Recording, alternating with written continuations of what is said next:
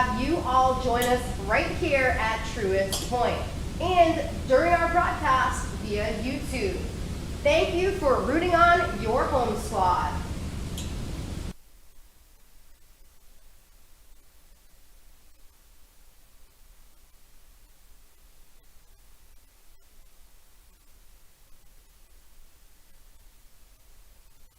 The week-long series between the Rockers and Honey Hunters shifts to Truist Point, and the Rockers get on the board first. Jerry Downs, a home run in the bottom of inning number 1, gives him 10 home runs on the season, and it gives the Rockers an early 2-0 lead, but this would prove to be a heavyweight battle between the two North Carolina squads.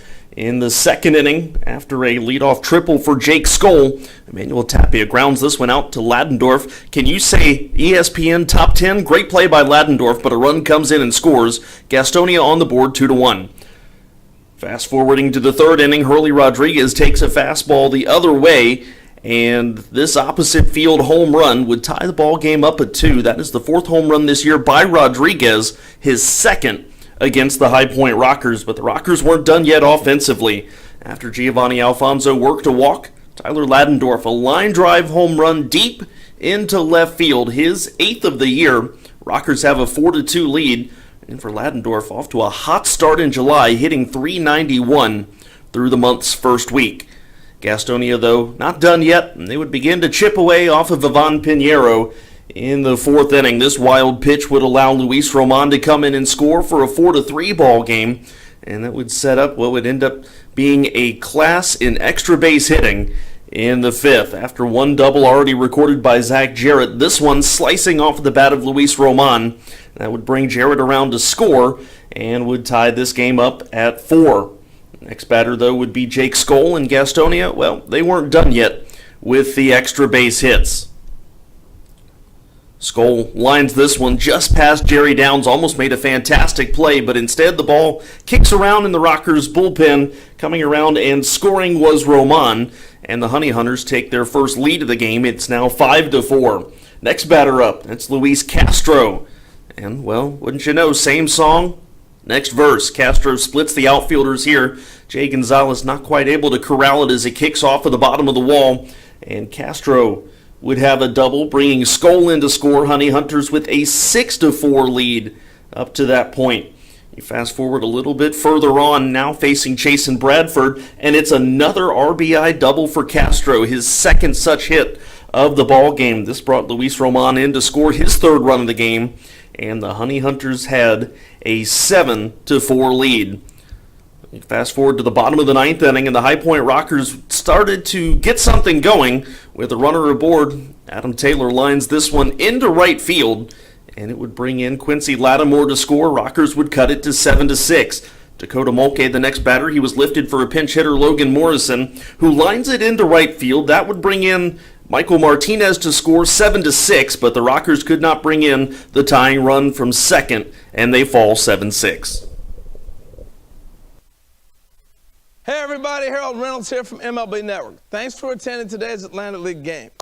Baseball is the greatest game in the world, and again this season, Major League Baseball and the Atlantic League are experimenting with rule changes based on fan feedback that are designed to increase action, improve pace of play, and reduce injuries. A test rule you might recognize is the double hook designated hitter, which returns this year with a couple changes. As you recall, last year a team lost its designated hitter when the starting pitcher left the game. In 2022, as long as the starting pitcher completes 5 innings, then he can be relieved and the club does not lose a designated hitter. But if the pitcher doesn't go 5 innings, guess what? You lose your DH. Now also returning is this one. It's the pass ball rule. In 2019, which allowed the batter to take off for first base with any time that a pitch was not caught by the catcher. This year, if the batter reaches first base, they'll be credited with, get this, a base hit. We're excited to see these ideas play out, and we're glad that you'll be watching with us. Enjoy the game.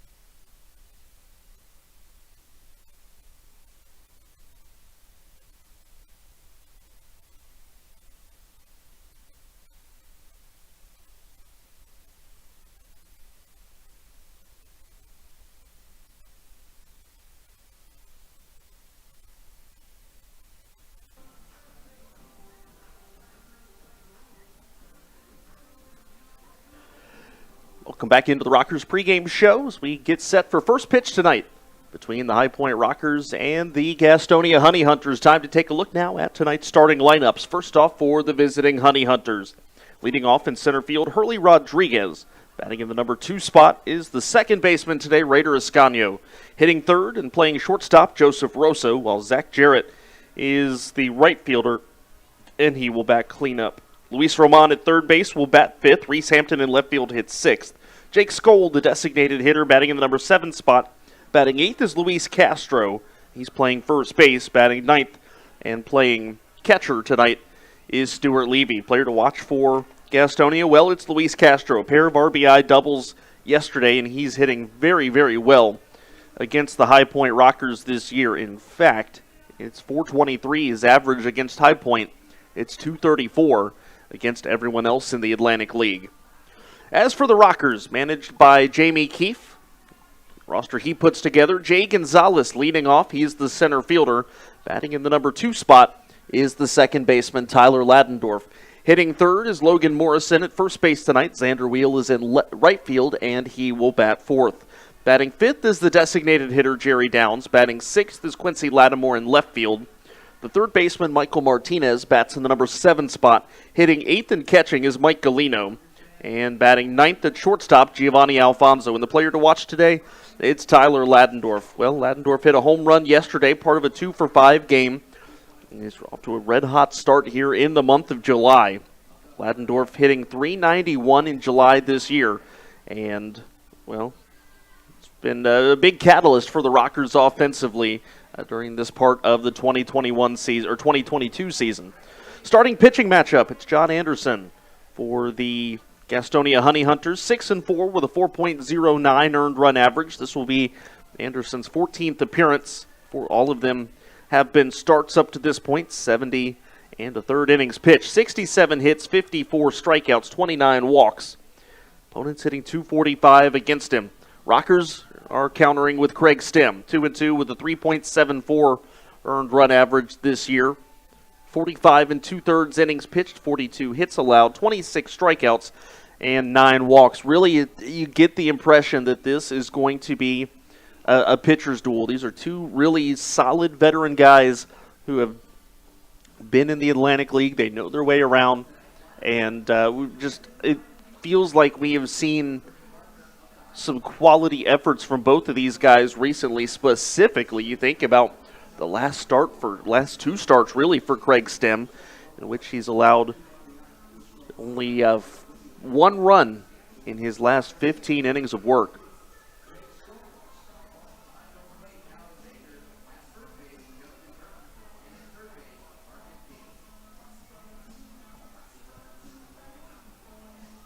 Well, you think about some of the keys for tonight's game. Well, the Rockers specifically need to figure out, and we talked about it a little bit with Tyler Ladendorf earlier, they need to figure out not just about getting the lead, because that's not been the problem. The problem has been maintaining the lead and being able to keep pressure on the opposition. So that's kind of the big key today, both I think offensively and from a pitching standpoint. Craig Stem looks to be very effective and efficient tonight on the mound. You think about what happened his last time out. Gave up 1 hit in each of the first 3 innings, and then a couple of 1-2-3s after that as he really breezed through 7 innings of work, only threw 83 pitches in that last start. So, you know, for Craig Stem tonight, he's very much a rhythm guy, and if he's able to get into that rhythm early on, Rockers really should be feeling in pretty good shape, especially as the night wears on. For Gastonia, you've got to get it done against the starter, because this is one of the best bullpens that you will find in the Atlantic League. Guys like Quentin Torres-Costa, Sam Bordner, Euclides Laer, Jesus Balaguer. I think the one thing that's big about that, we probably won't see Balaguer tonight because of how many pitches he threw yesterday. But still, Torres-Costa didn't throw yesterday. Euclides Laer also did not throw yesterday. There are some quality arms in the back end of this bullpen that the Rockers are going to have to be careful of. Randall Delgado, didn't mention him either, but a .78 earned run average for Randall Delgado. So it kind of just gives you the sense that you need to score off of John Anderson, and then maybe just hold on from there out.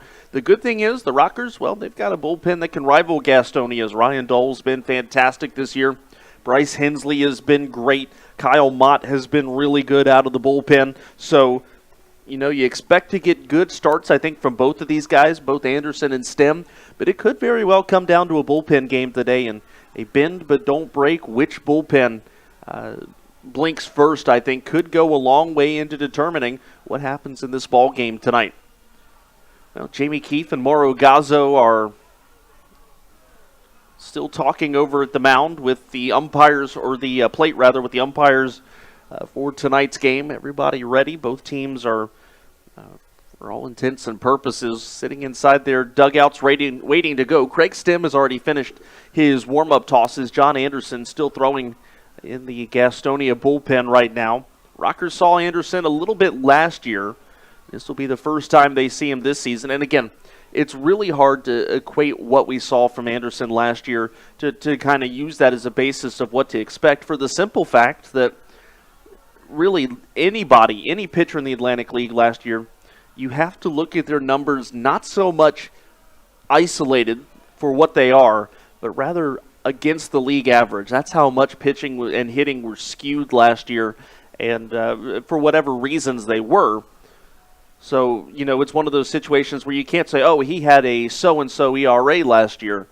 I think you really look at it as, oh, his ERA was this compared to league average. And I know that's a more confusing way to look at it, but I just feel like last year is such a bad measuring stick against which to compare what their upcoming performance may be, or to say, hey, this is what this person's capable of doing.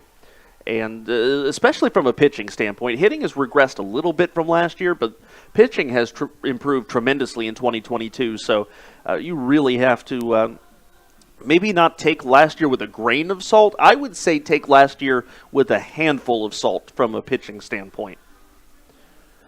Well, the Rockers getting ready to come out of the dugout and get set for today's ball game. High Point has lost 7 out of 8 against Gastonia, but hey, the good thing about a baseball schedule, there's a game tomorrow, and there's a chance to reverse the trend. And well, tomorrow is today. As Craig Stem takes the mound, we'll step aside for the national anthem. And when we come back, it's the Rockers, it's the Honey Hunters, and it's next on the Rockers Baseball Network.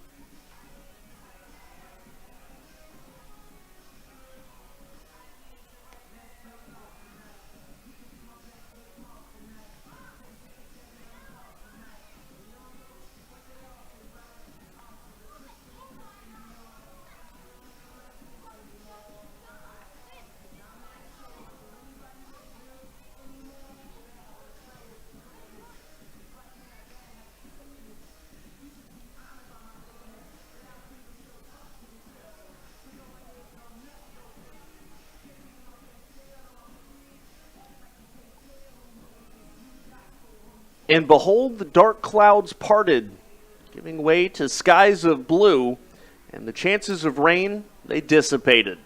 That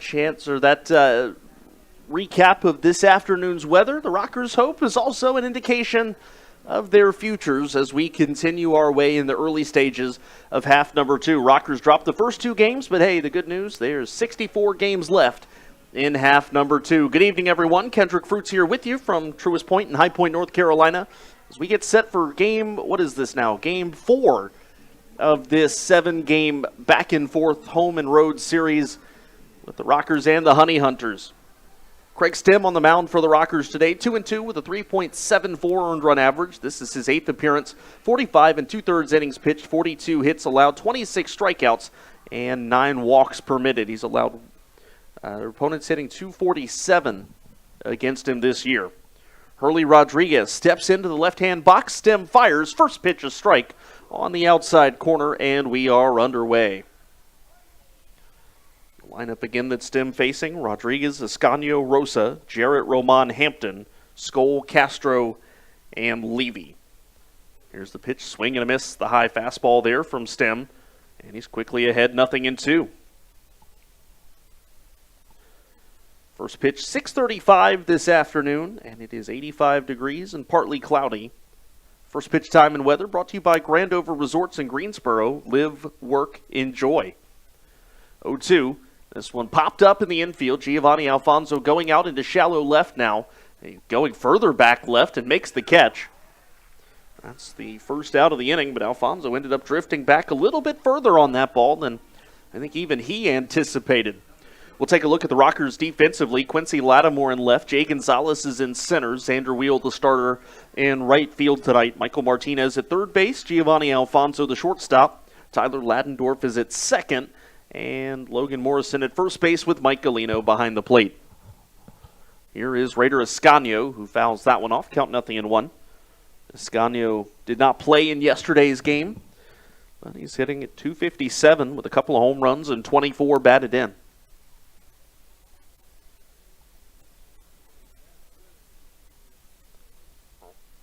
Here comes the pitch, and Stem fires a fastball. That is a strike. And the count 0-2.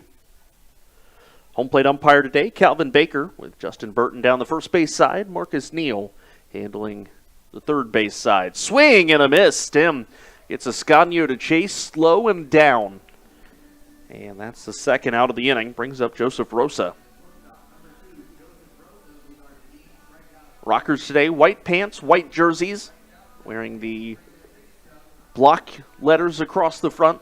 Blue numbering on the lower left side, blue numbering on the back, and blue hats. Gastonia gray jerseys today, gray pants. Gray block or black block lettering across the chest. With, of course, the gold dripping down, gold honey. Black numbers on both the front and back with the trim of gold as well, as the first pitch swung on and grounded into right field, a base hit for Rosa. And that'll bring up Zach Jarrett.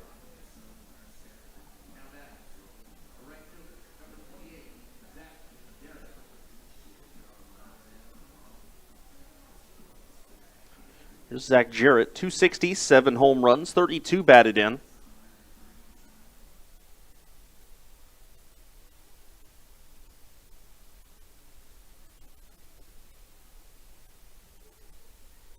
First pitch, that misses down low, and the count goes to 1 ball, no strikes.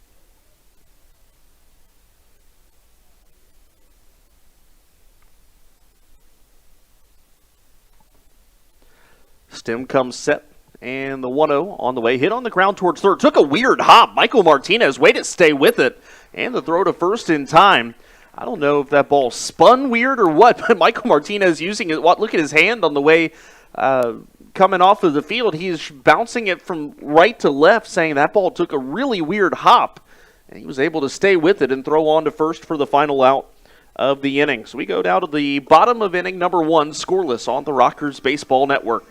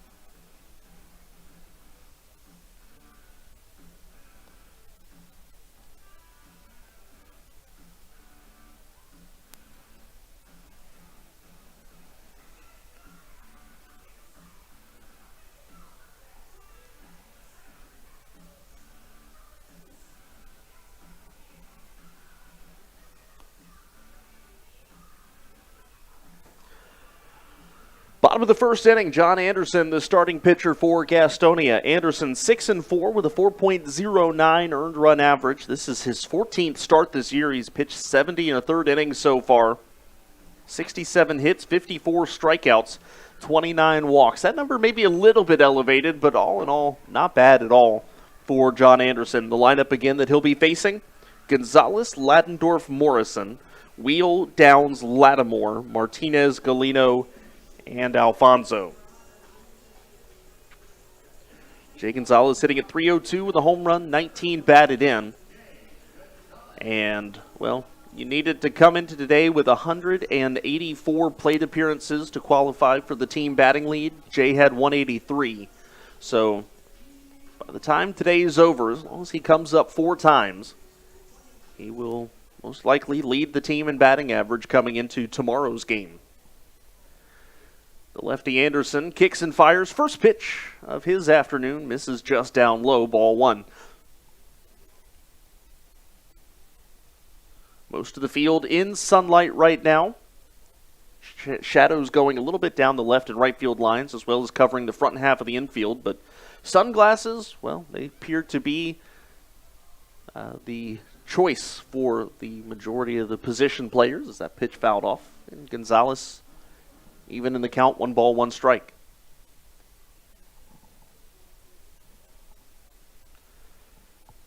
Here comes the 1-1 from Anderson. Gonzalez drops down a bunt third base side. Coming in is nice barehanded play there by Roman, but beating it out is Gonzalez.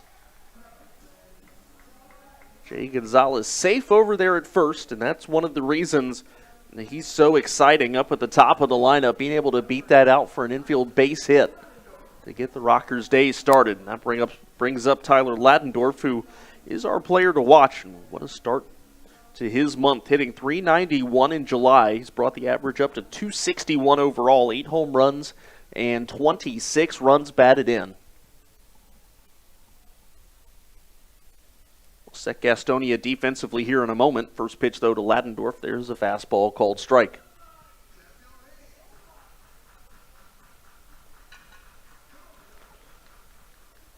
Ladendorf hitting also over 300 against the Honey Hunters this year, 304 to be exact coming into today's game.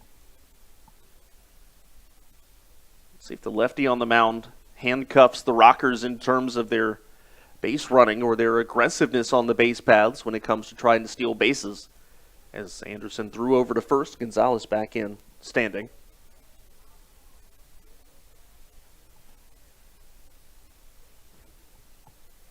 Oh, 1 on the way. Anderson fires. Ladendorf pops it up. Foul territory, first base side. Castro towards the boundary, but ball coming back in towards him. And he'll make the play for the out. In left field, it's Reese Hampton. Hurley Rodriguez, the center fielder. Zach Jarrett is in right. Luis Roman at third base. Joseph Rosa, we've normally seen him at second base, but he's the shortstop today. Jack Reinheimer getting the day off. Raider Ascanio is the second baseman today. Luis Castro at first. And Stuart Levy is behind the dish.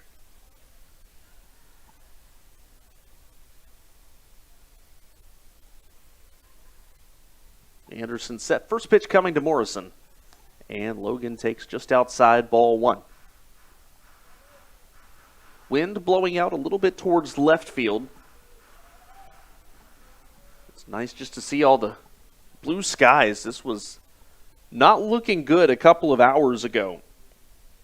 But everything has really come together nicely for us to be able to get this game in today. 1-0 to Morrison. That's down and away in the count, 2-0. There is a little bit of concern this weekend with the Rockers games in Gastonia. Chances of rain a little elevated at times at Carolmont Health Park this weekend, but you do what you can do. That's what happens in North Carolina in the summer. Here's the 2-0. Off speed in to Morrison. Looked at first as if he was trying to lean into it and then tried to lean out of the way of it. And just kind of looked like a really odd back and forth, but it is 3-0.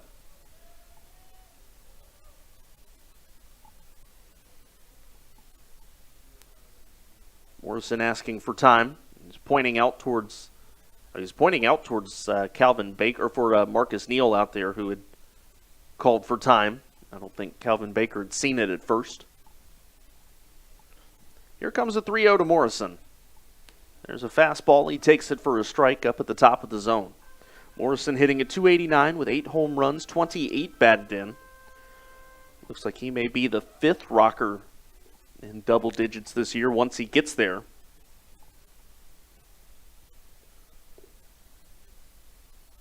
Jerry Downs became the 4th, joining Aklinski and Lattimore and Wheel as Morrison fouls that up and out of play. And the count goes full.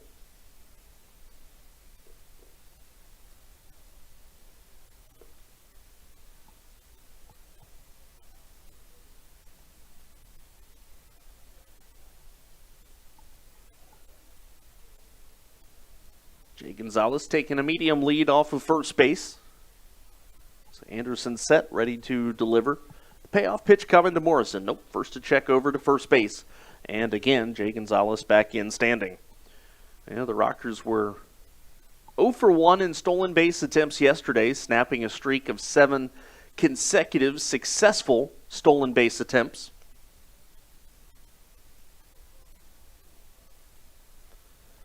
Anderson set again. Another payoff pitch coming here to Morrison. The lefty fires, and Logan takes low, ball 4. So a base hit and a walk for High Point here in the first inning. They're putting the base runners on. Can they capitalize on this opportunity? Here comes Andrew Wheel, 288, 17 home runs, 55 batted in. For the most part, High Point pretty successful at it yesterday. 5 out of 9 with runners in scoring position. Gastonia just 4 out of 19. Rockers, though, only left 5 men on base. So the big question for them today, when you get your guys on, can you get them in? And getting a lead was not an issue for High Point and has not been an issue for High Point. However, keeping the lead has been where the question mark may have been raised. First pitch to Wheel, curveball, and it's in there for a strike.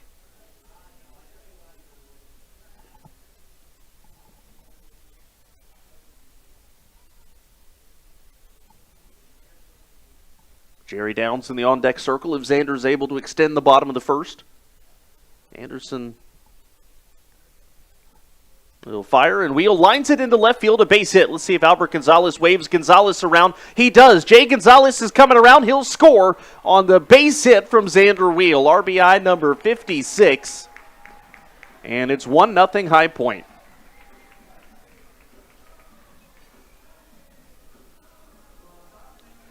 Albert Gonzalez, couple aggressive windmills yesterday. Pays off for him there. The throw from Reese Hampton, he basically threw a ground ball back to the infield. And the speed of Jay Gonzalez puts the Rockers on the board. Here is Jerry Downs, 280, 10 home runs, and 39 runs batted in.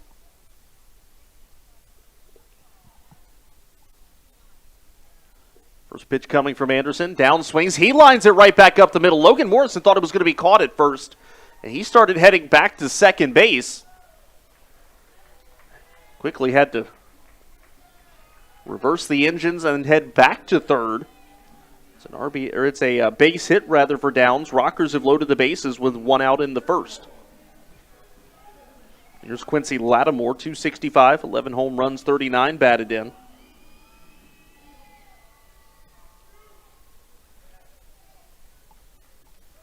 Rockers have 2 grand slams this year. One of them came from Quincy Lattimore up in Charleston. Big looping curveball from Anderson up and away, and the count goes to 1-0. Well, this is a situation where the Rockers really, while it's nice that they got the lead, you have an opportunity with the bases loaded and only 1 out. Really want to be able to put up a big number, or at least 2 or 3 runs here in the first inning. Especially the way that Craig Stim's been throwing recently. Here's the 1-0. Big looping curve again outside. And the count 2 balls, no strikes to Lattimore.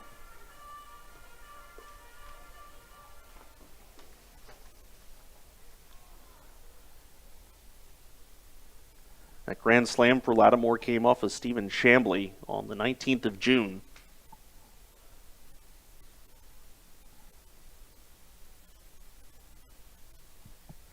Here's the 2-0. Lattimore takes low, 3-0, and all of a sudden Anderson one bad one away from walking in a run.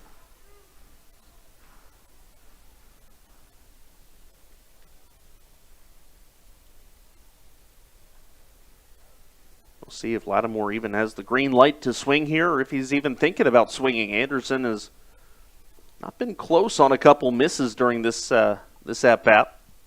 3-0 coming. And Lattimore does take high, ball 4. It's an RBI walk for Quincy Lattimore. That is his 40th run batted in. Yeah, run walked in, I guess, here in the first inning, but it is now 2-0 High Point. Bases remain loaded with one out for Michael Martinez, and Reggie Harris already having to come out here in the first inning.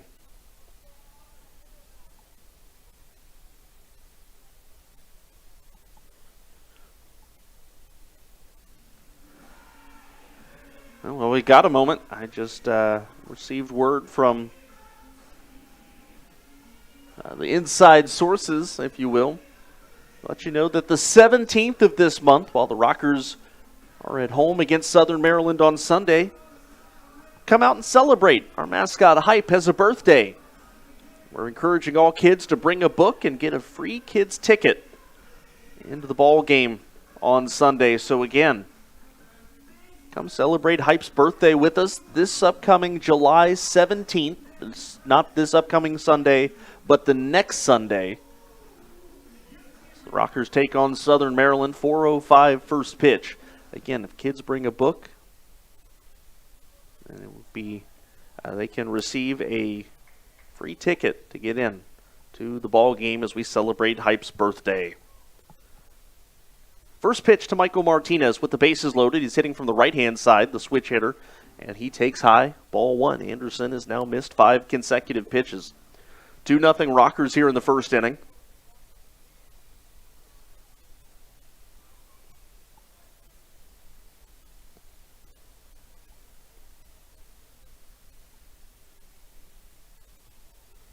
Anderson set, 1-0 on the way.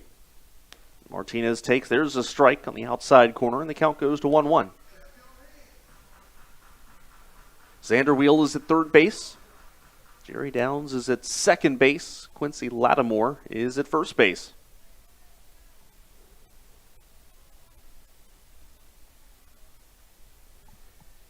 Anderson holds the set, 1-1 on the way. Martinez swings and fouls it off, just got a piece of it. And the count 1-2. Next pitch for Anderson, just his 21st. Rockers, when they were hitting the ball, pouncing on him early. Xander Wheel singled on the second pitch of the at-bat. Jerry Downs singled on the first pitch of the at-bat. Gonzalez bunted on the third pitch of the at-bat. Ladendorf popped out on the second pitch of the at-bat as Anderson spikes that one in there. And the count goes to 2-2.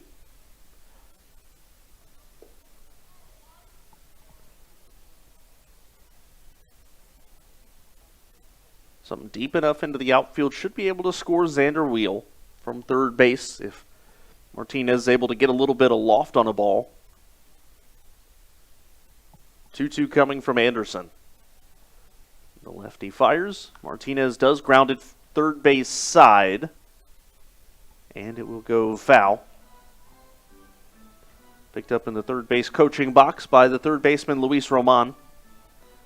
And he flipped it over to Albert Gonzalez, who throws it up over the netting into the seats.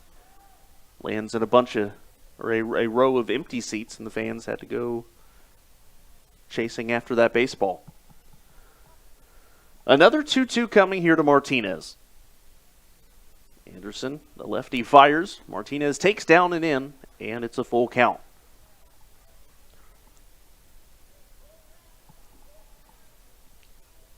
Rockers already 2 runs on 3 hits, bases loaded still in the bottom of the first. Looking for their first win of the second half. The 5-8 loss Tuesday, the 6-7 loss yesterday. the starts to their halves as Martinez takes low, ball 4. Another RBI walk. Wheel comes in and scores. It's 3-0 High Point. Jerry Downs heads to third, Quincy Lattimore to second, and Michael Martinez to first.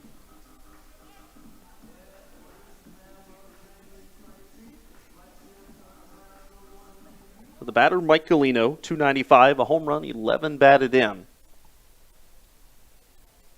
A bit of a gap between the third baseman, Roman, and the shortstop, Rosa. If Galino can find that hole, there's a late called strike. Mike Galino looked about shin high, but Calvin Baker pumped the fist anyways. Count 0-1.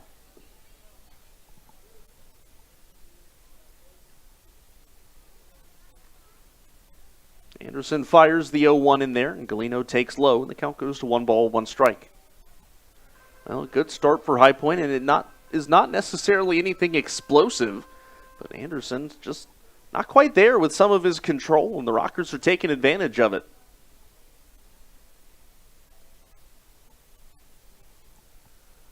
One to Galino. He swings, hits it on the ground towards third. Roman picks it up, goes to second base for 1, and the throw to first in time. And Gastonia goes 5-4-3, a double play to end the first inning. But the Rockers put 3 on the board. And they'll take that 3-0 lead to the second inning on the Rockers Baseball Network.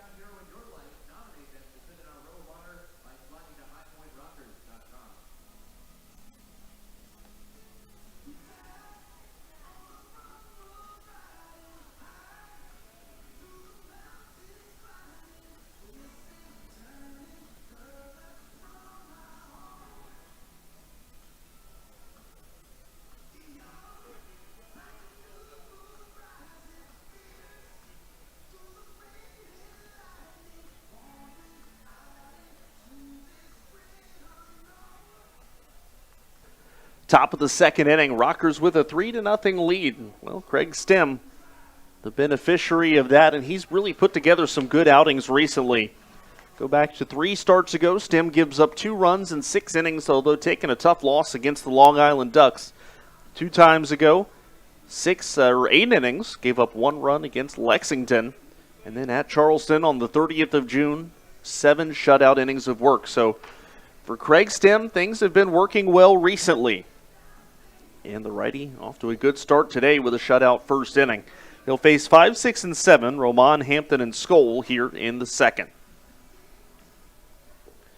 Here is Luis Roman, 255, 9 home runs, 33 runs batted in.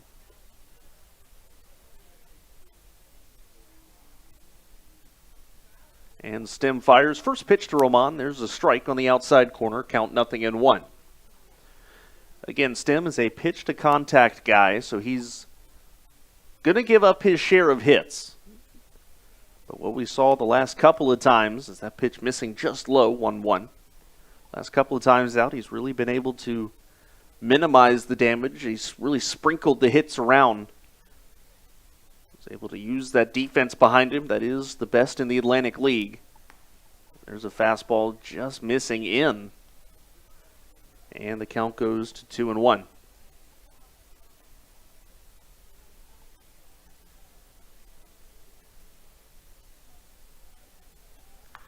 Here's the pitch swung on, and that's hit deep in the air into right field. Xander Wheel going back. That ball's gone.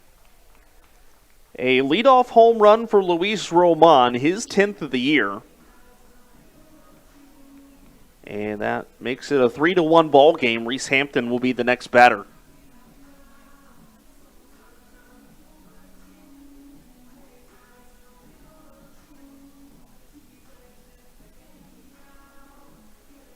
That's one thing that Craig Stim can get hurt on, and that's the home run ball. That is his 7th home run allowed this year, although interestingly, just his 2nd to a left-handed batter. Coming into today, 1 home run surrendered to lefties, 5 of them to right-hand hitters. First pitch to Hampton, swung on and fouled off. And the count 0-1. You think about the year that he's had, though, 4 of those home runs that he surrendered came in his 2nd start against Lexington. Otherwise, it'd been practically untouchable in terms of the home run department. Really good at keeping the ball in the yard. 0-1 to Hampton. Strike on the inside corner. And the count quickly 0-2. Hampton's hitting at .240, 4 home runs, 21 batted in. And he leads the Atlantic League with 32 stolen bases. 0-2 coming, off speed, swing and a miss, strike 3. Good pitch there from Stim. Same one that he got Ascanio on in the first inning, although this one elevated a little bit more. And that's the first out of the 2nd, and that'll bring up Jake Skoll. .231, 11 home runs, 26 batted in.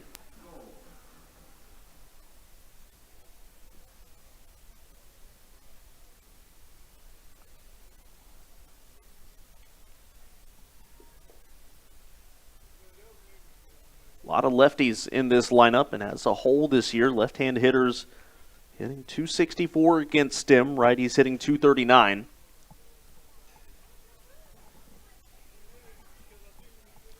First pitch missed for ball 1. Stim ready with the 1-0. That's high and wide, and the count goes to 2-0.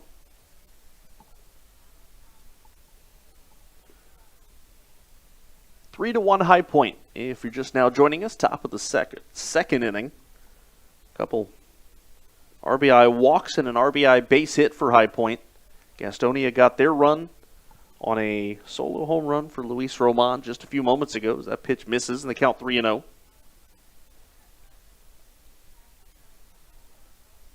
After a really quick first inning, Stim a little bit of trouble here in the second. 3-0 coming. There's one inside, and Stim's a little frustrated that he's not getting the call. You can tell because he snaps at the baseball on the return throw from Mike Galino. Here's Luis Castro, .267, 4 home runs, 20 batted in.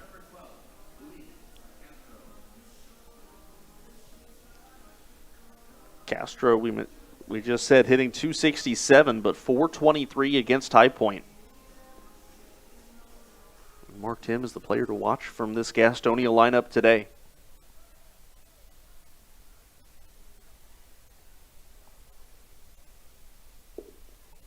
First pitch, that's down low. And the count 1 ball, no strikes. You know, going back to that Mike Galino double play that ended the first inning, that's just the 4th double play the Rockers have hit into in the last 13 games. Slow curve in there for a strike from Stim, 1-1.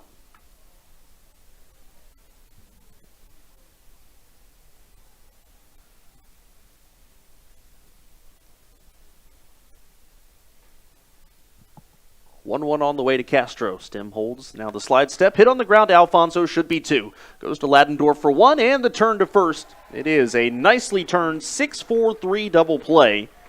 And the Rockers hit into 1 in the first. And they get one of their own in the top of the second. We head to the bottom of the second, 3-1 High Point on the Rockers Baseball Network.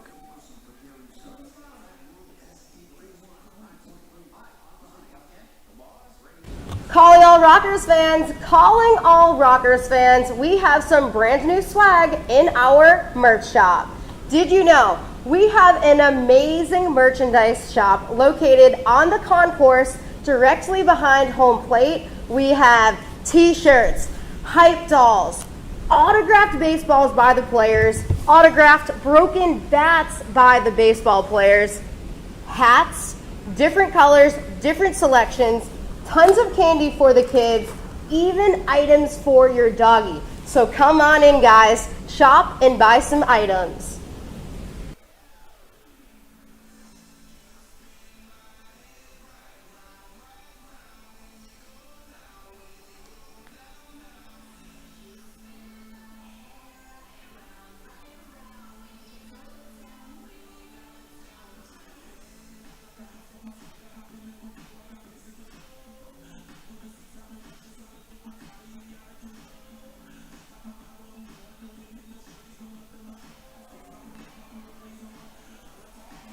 Bottom of the second inning. It is a 3-1 High Point lead, and time to take a look now at the injury report for today. The Rockers injury report continues to include 8 players.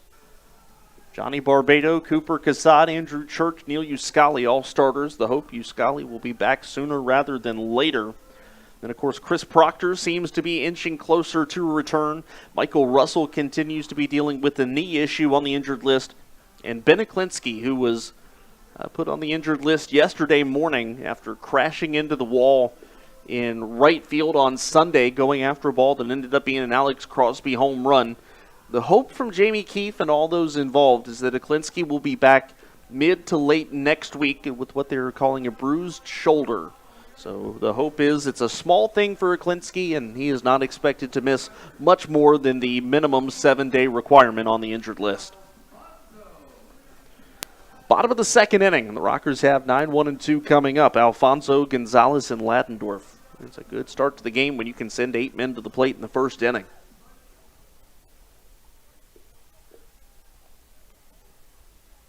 John Anderson threw 28 pitches in the first. Craig Stim is at 23 through 2. First pitch to Alfonso, a strike.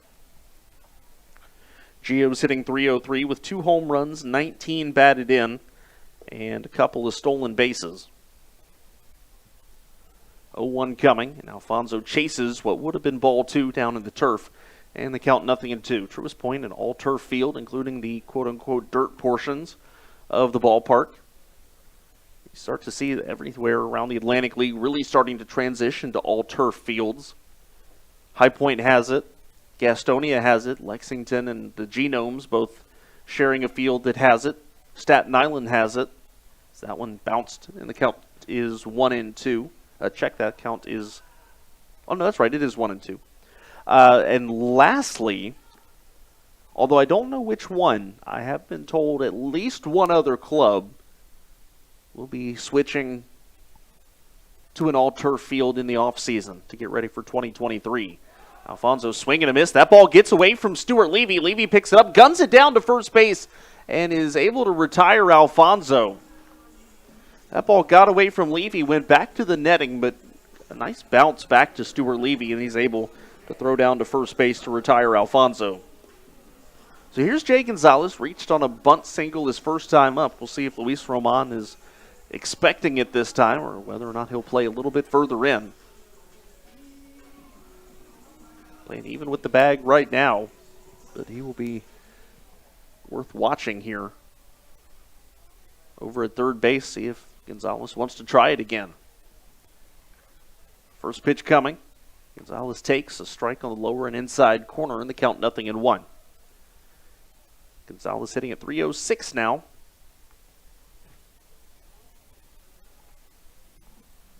Anderson fires 0-1, and Jay takes low, 1 ball, 1 strike.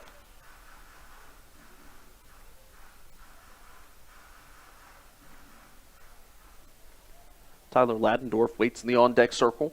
1-0 coming. And Gonzalez takes that one. And the count now 1 ball and 2 strikes.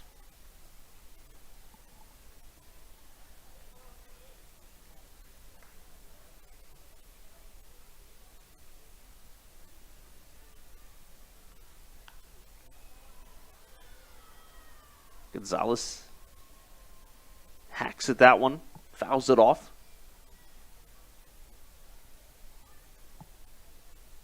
Okay, we're on the same page now. I saw 3 different counts from 3 different locations. It is 2-2.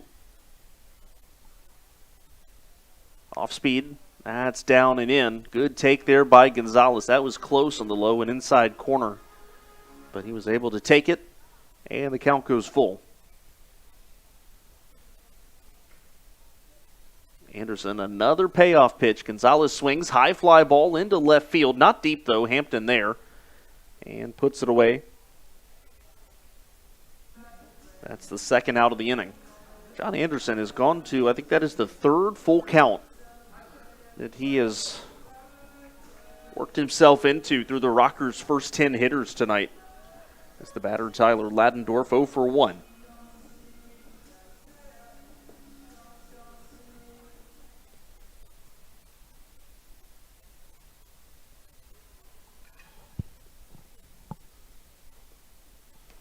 First pitch to Ladendorf. That's going to miss in, and the count 1-0. John Anderson. Next pitch will be number 40 of the ball game as the Rockers making him work a little bit.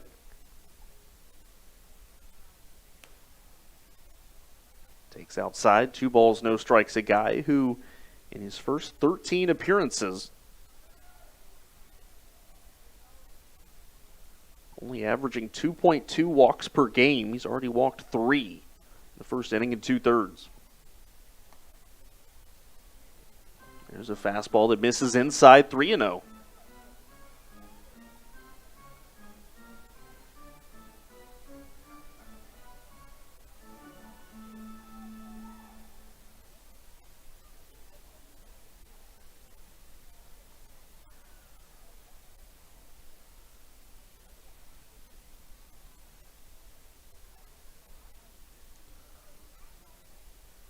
Anderson takes a long look in.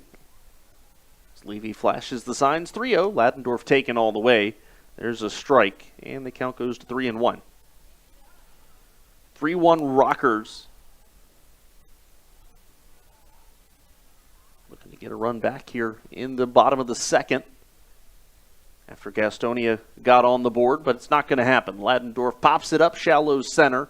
Backing up Ascanio, the second baseman, makes the catch. And that is the final out of the second inning. We head to the top of the third. Rockers with a 3-1 lead on the Rockers Baseball Network.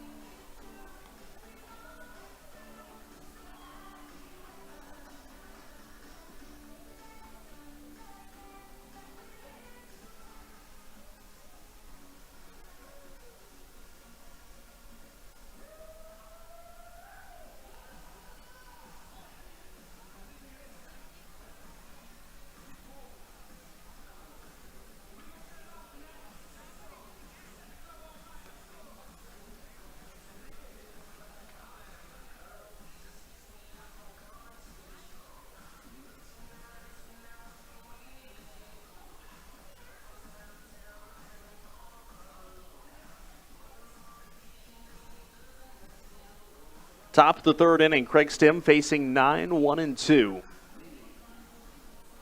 Stuart Levy, Hurley Rodriguez, and Raider Ascanio.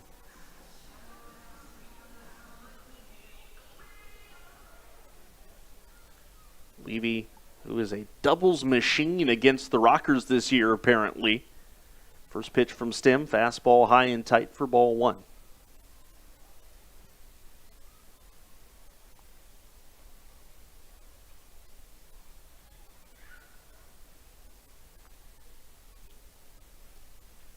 Stem set, fastball, that misses just inside.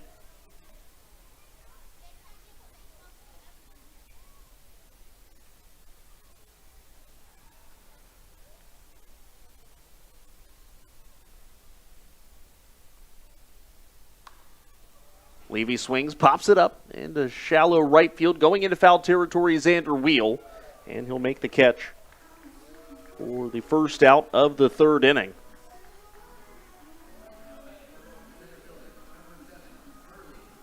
That'll bring up Hurley Rodriguez now.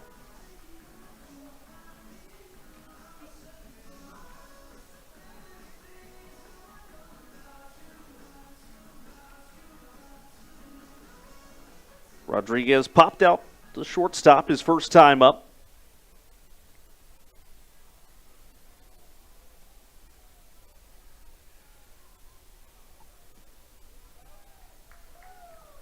Rodriguez chasing that one down and away, count 0-1.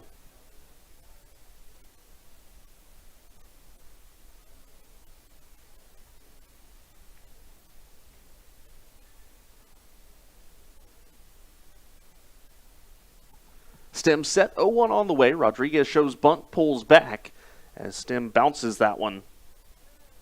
And the count goes to 1-1. And we're in the top of the third. Craig Stem has already allowed more runs, or has allowed as many runs today, 1, as he did in his last 2 starts combined, but still looking pretty good. Rodriguez swings, lines it into center. Jay Gonzalez comes in on it a little bit and makes the catch.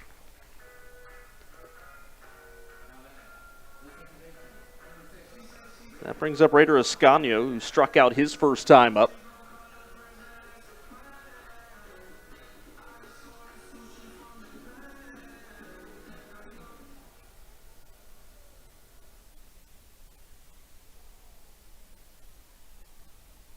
Stem delivers, first pitch, high fastball.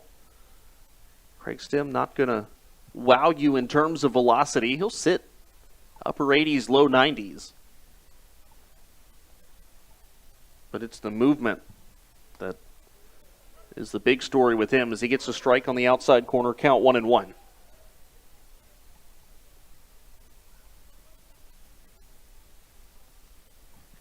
Here comes the 1-1. Fastball strike outside corner. That is 91. I think that's the good thing. That's how you know Stem's looking good today. He's able to dot that outside corner.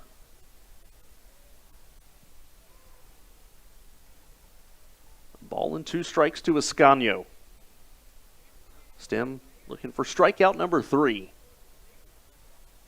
And fires. That's down and away. Same pitch that he got Ascanio to strike out on the first time. This time, though, Raider able to hold up, and the count is even at 2-2.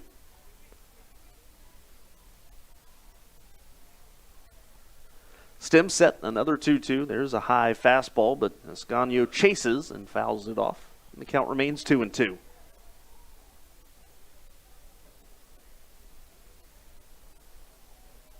This is game 4 out of 7 consecutive between these two teams. 2 in Gastonia.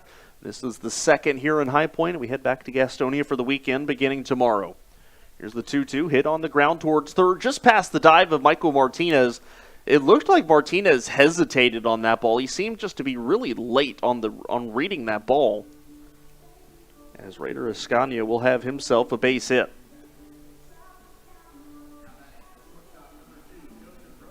Almost as if Martinez didn't realize how fast or slow that ball was being hit. Thought about diving, realized maybe that would be too slow, and by the time he thought I should go and begin the dive, the ball was already past him. Not saying that was his thought process, just saying that's what it looked like. Here's Joseph Rosa. Stem goes up and away, and the count 1-0. Rosa 1 for 1 today, one of the Honey Hunters' 3 hits. Here's the 1-0, and he lines this one into shallow center. Jay Gonzalez having to come in. Jay lays out, makes the catch. Well, it seems at Truist Point, it doesn't matter who's in center field for the Rockers. You're going to get a couple of Sports Center top 10s regardless. They go to the bottom of the third inning. Rockers lead it 3-1 on the Rockers Baseball Network.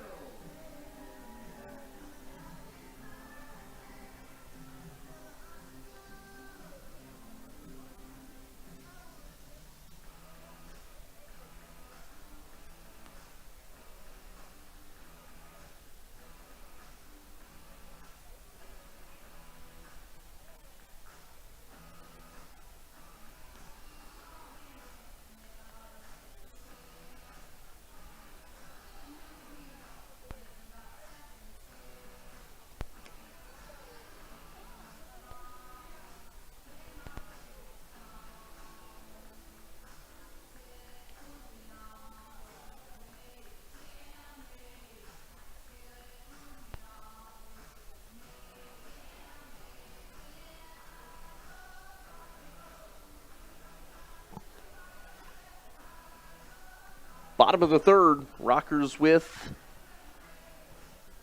a 3-1 lead over Gastonia.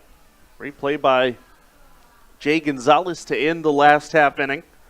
The Rockers have 3, 4, and 5 coming up. Morrison, Wheel, and Jerry Downs.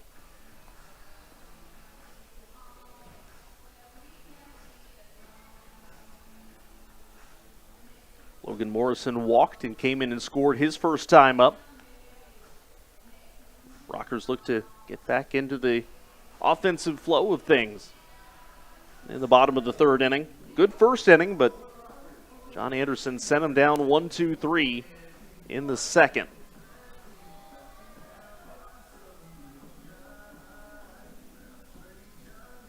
Logan Morrison stepping into the left-hand box. 1 run, 3 hits, no errors.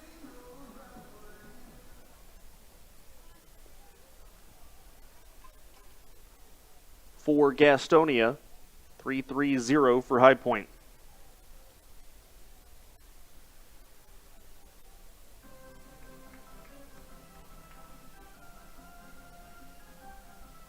Now Morrison, ball 1 there.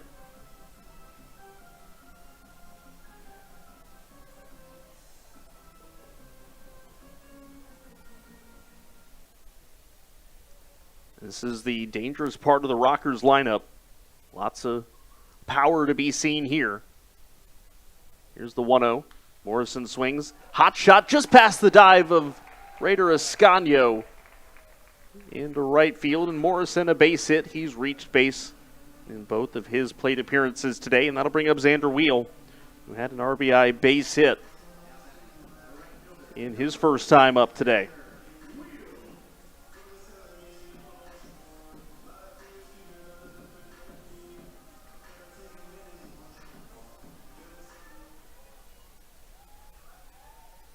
First pitch coming to Xander Wheel.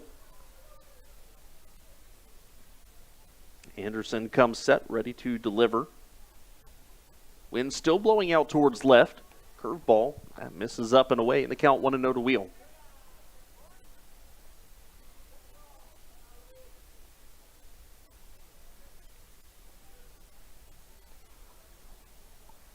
Yesterday, Rockers were able to bang out 10 hits. They hit 13 hits in their 8-1 win the other night. Struggled to only get 5 hits in the loss on Tuesday, but you got to remember that was only a 5-inning game as well.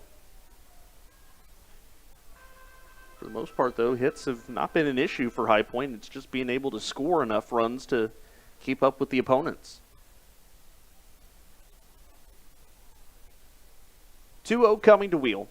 Anderson fires off speed high. And it's now 3 balls, no strikes. Anderson has struggled with control today.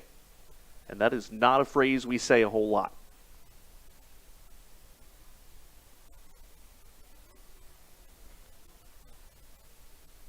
The lefty comes set, and here comes a 3-0 to Wheel. Xander taking all the way, and that's outside, ball 4. Another walk issued by Anderson. And that'll bring up Jerry Downs with 2 on and nobody out. Rockers got the leadoff man aboard in the first inning. It was a good inning offensively for them. They did not in the second, and they went down in order.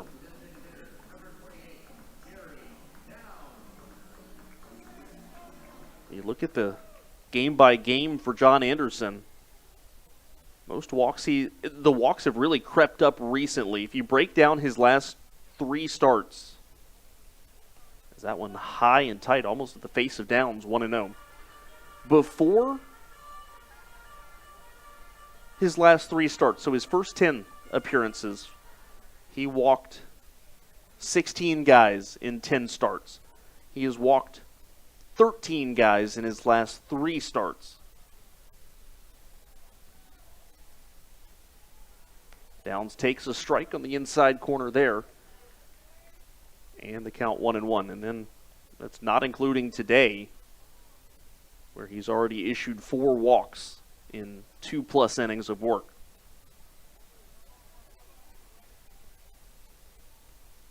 Season high is 5. Here's the 1-1. Downs takes a fastball strike. 1 ball, 2 strikes now to the left-handed hitting DH.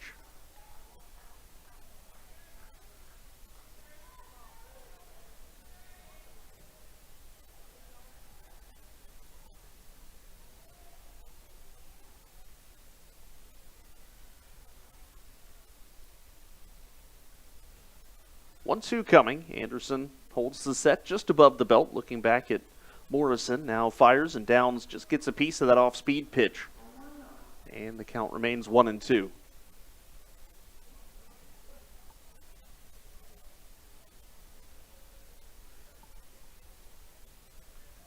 Not a lot of speed on the base paths right now between Morrison and Wheel.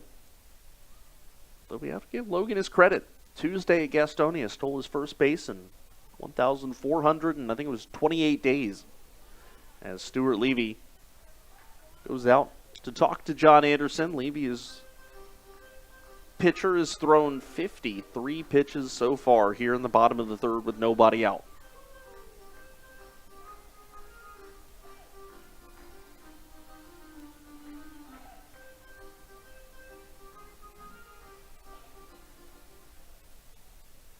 Quincy Lattimore waiting in the on-deck circle as Jerry Downs digs back into the left-hand box, ready for another 1-2. Anderson ready to give it to him.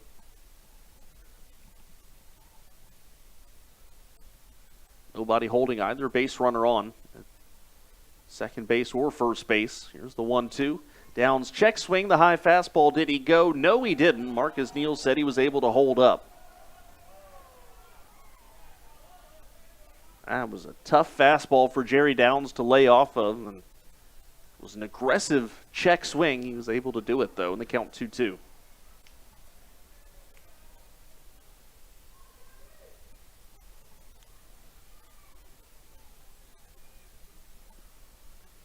Anderson set, 2-2 on the way. Same pitch. This time Downs pops it up in the infield. Third baseman Roman there, and Roman makes the catch. One out now for Quincy Lattimore, who walked in a run his first time up.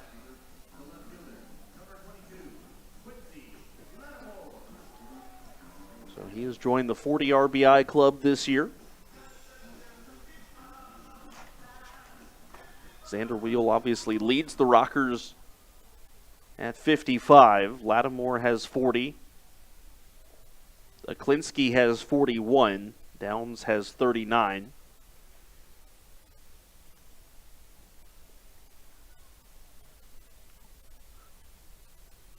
First pitch to Lattimore, there's the home run swing, but the pitch was down low and the count 0-1.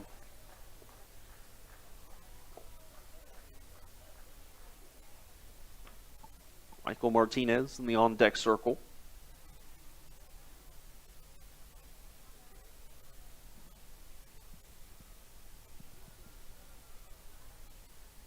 After today, the Rockers will have already played 7. Or check that, they will have already played 4 of their 10 home games in the month of July. At pitch high, 1-0. They played a couple against Southern Maryland to start the month. They played a couple here against Gastonia. And they have 3 game sets against the Blue Crabs and the Gastonia Honey Hunters. The next 2 weekends after this upcoming weekend. As that pitch inside, 2-1.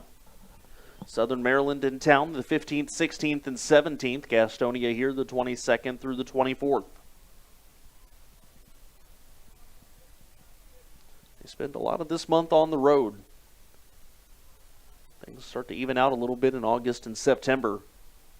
But still trying to make up for what was a lengthy homestand to start the year for High Point. 2-1 coming. Lattimore, a big swing, only fouls it off in the count 2-2.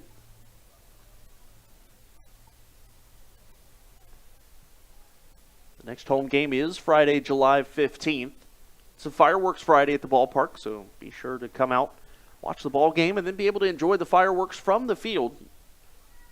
Only ballpark in North Carolina you can watch the post-game fireworks from the field level, so grab your tickets at highpointrockers.com. 2-2 coming here to Lattimore. Anderson kicks and fires. That's down low, and the count goes full. 60 pitches here for Anderson. Stem is at 37 through 3. Anderson only has one out here in the third.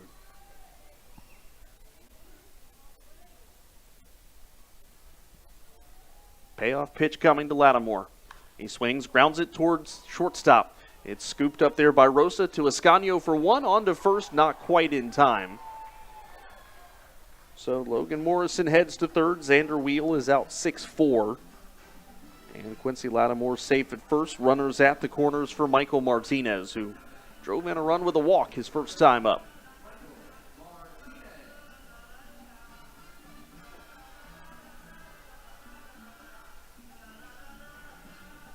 Stuart Levy flashing signs again for the Honey Hunters, trying to direct traffic.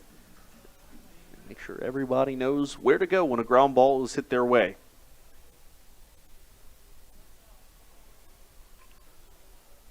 Michael Martinez is hitting .292.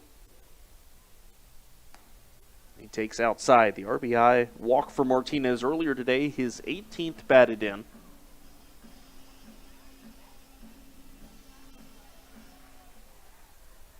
Very solid hitter. He's not going to blow you away in any one category, but he comes in and does his job. Takes a strike on the inside corner there. 1 ball, 1 strike. In the top of the fourth inning, we'll take a look at the Atlantic League scoreboard, get you caught up on everything that is going on around the Atlantic League. A doubleheader earlier today between the Blue Crabs and the Dirty Birds. Probably should be nearing the end of their first game by now. Martinez fouls it off, and the count 1-2.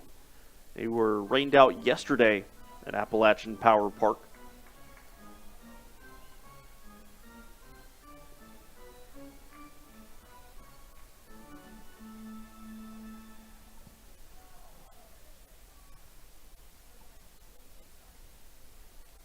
Anderson set, 1-2 coming to Martinez. Base hit would bring in a run. Takes down low in the count, 2 balls, 2 strikes. 1 run, 3 hits, no errors for Gastonia, 3-4-0 the line score for High Point.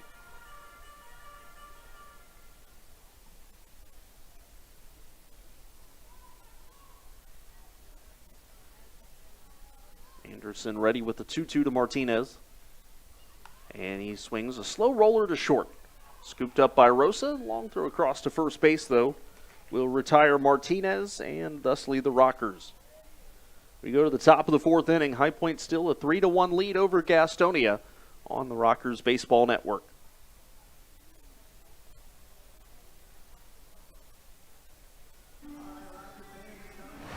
Don't miss your chance to see baseball in the Triad as the High Point Rockers are back in town at Truist Point. Summer is here, and you don't want to miss any of the rockin' fun.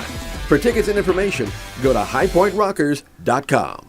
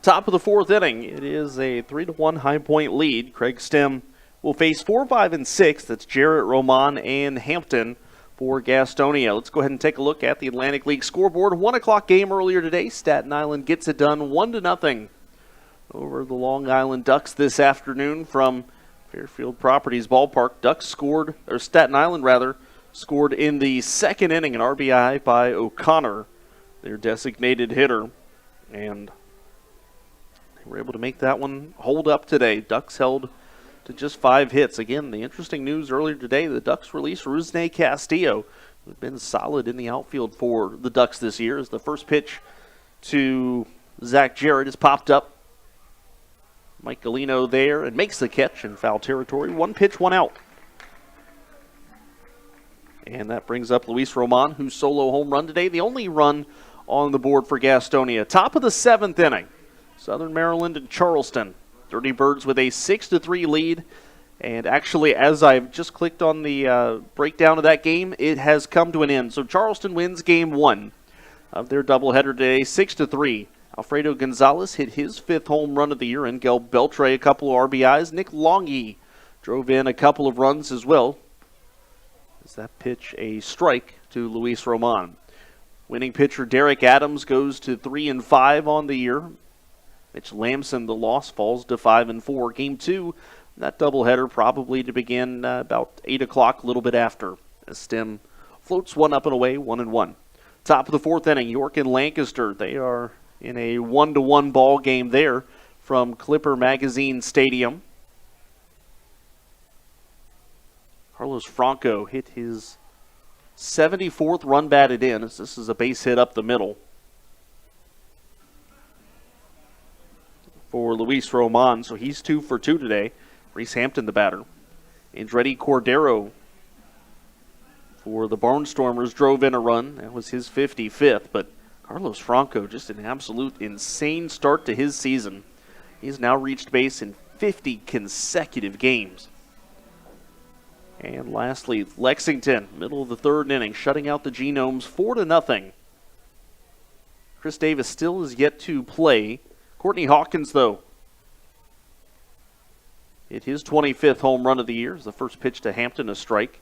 Hawkins, 2 RBIs, has given him 65. Boog Powell has driven in a couple as well. And that's a look around the Atlantic League. 0-1 coming here to Hampton. Fastball hit on the ground up the middle, could be 2. Alfonso grabs it, steps on the bag for 1 to throw to first base, and Alfonso is gone down as he was taken out there by Luis Roman.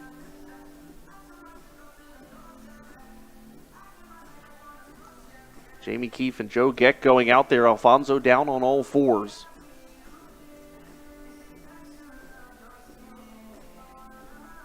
Alfonso grabbed the ball second base side and then had to kind of reach back to turn the double play to step on the bag. Obviously not intentional by Luis Roman at all.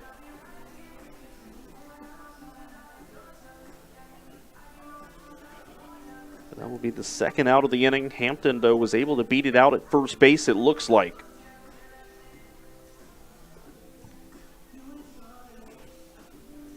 This will be tough for the Rockers if Alfonso not able to continue.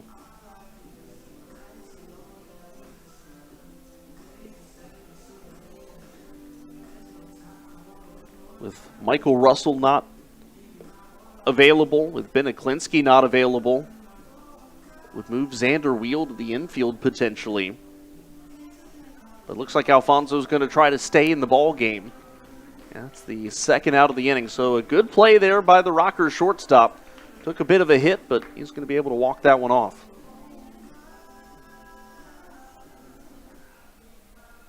That's good to see Alfonso walking that one off. Ladendorf there with him, but that'll bring up Jake Skoll. With 2 outs and a runner on first base now. Skoll worked a walk his first time up.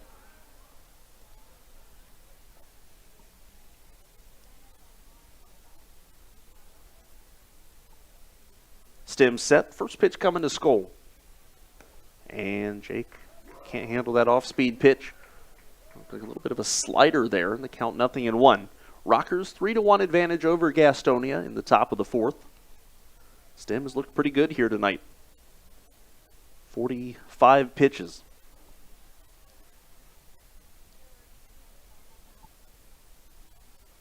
Righty delivers. There's an off-speed, or a fastball rather, inside.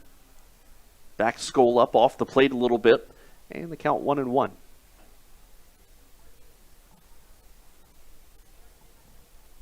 Runner at first base is Hampton. Be interesting to see if they run with him here. Obviously, you don't want to make the final out of the inning, especially caught stealing, but Hampton is also a guy who can make something happen on the base paths. Fastball inside again to Skoll, and the count 2-1.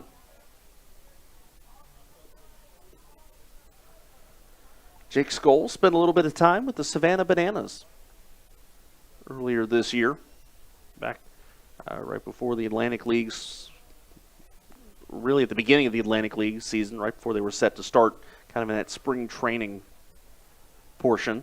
That fastball from Stem away, and the count 3-1.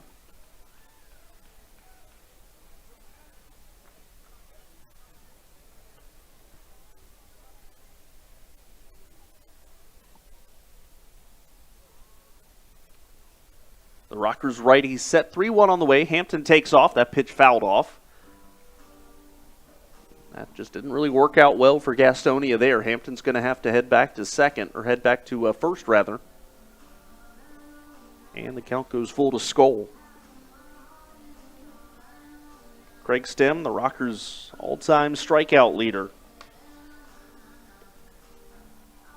He is also 3 wins away from tying Tommy Lawrence for the most wins in Rockers history.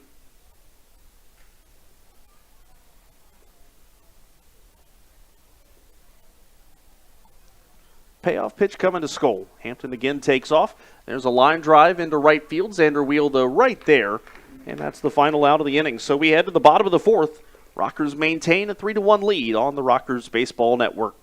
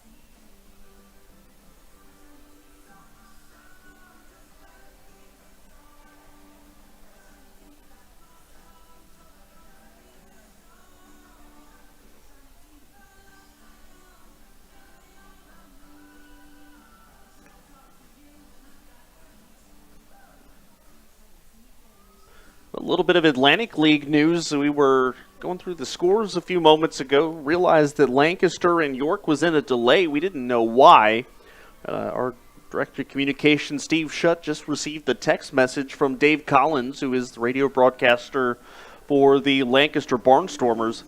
Home plate umpire Martin Hassenfuss took a baseball to the arm, left the game in a sling, and so they've had to kind of move some umpires around there. Jason Smith is now the home plate umpire at Clipper Magazine Stadium with Scott Hart on the base paths, and they're going to be operating as a 2-man crew for the remainder of that game. Again, they are in the top of the 4th. We're in the bottom of the 4th. Rockers with a 3-1 lead over the Honey Hunters. It's going to be 8-9-1 coming up for High Point. Galino, Alfonso, and Jay Gonzalez. Mike Galino bounced into a double play his first time up, a 5-4-3 double play. 4 hits per side. Craig Stem has looked pretty good through his 4 innings of work at 49 pitches. First pitch for John Anderson here in the 4th is number 67, and number 67 is low, ball 1. Mike Galino hitting at 292. The average has slowly been slinking downwards. However, still putting together a very good year. That pitch a strike, and the count 1-1. And of course, as we all know, Jamie Keefe less worried about your offense as a catcher and more concerned about the way you call a game. And obviously, Mike Galino would not be here if Jamie Keefe didn't have confidence in him. The fact that he brought him back clearly shows heck of a lot of confidence in this backstop as that pitch down and in 2-1.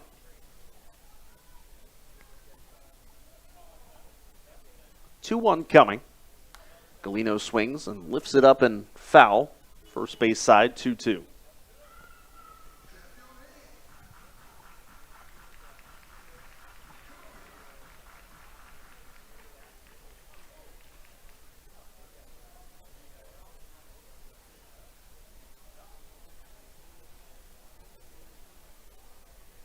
Anderson ready with the 2-2 coming to Galino. The lefty fires and bounces that one to the plate, and the count goes full.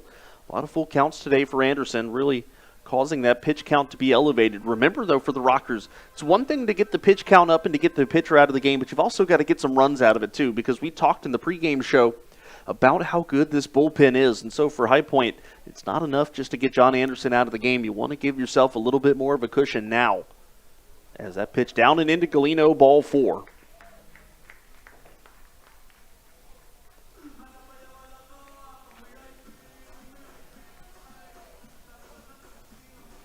So runner on first base, Giovanni Alfonso, the batter. Obviously, one thing that's helping you out here if you're High Point, because you do want to get to Anderson and you feel like you've got a shot to do so again. It's the double hook rule where you lose your DH if you don't get your starting pitcher through 5. And we have seen time and time again this year managers just trying to get the starting pitcher through 5, even if he doesn't have his best stuff, because you don't want to lose that hitter. First pitch to Alfonso, low, 1-0. And so you will see from time to time in the Atlantic League a starting pitcher be left into the game a little bit longer than he normally would if he doesn't have his best stuff. So that plays in the Rockers' favor a little bit here in the bottom of the 4th inning. 1-0 coming. Alfonso hits it on the ground, and it's going to get just past the glove of the third baseman, Roman. Galino turns, but he'll stay at second base. That'll be a base hit for Giovanni Alfonso. First bounce, a high bounce on that baseball, and the second one stayed low under the glove of Roman. So here's Jay Gonzalez, 1 for 2. A couple of pitchers walking down to the Gastonia bullpen. Nobody about to throw right now, but they are bringing a couple of guys down. It was Henry Martinez and Onis Farfan, just in case. Corners playing in. Jay Gonzalez does square to bunt and misses the bunt attempt, and the count 0-1.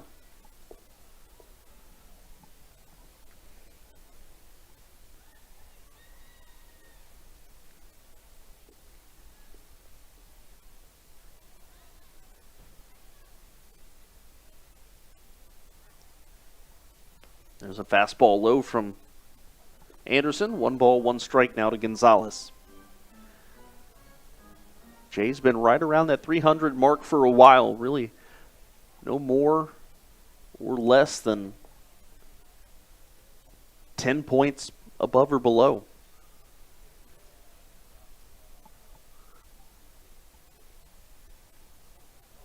Here's the 1-1. Gonzalez thought about bunting, but the pitch low. He takes it 2 balls, 1 strike. Tyler Ladendorf in the on-deck circle.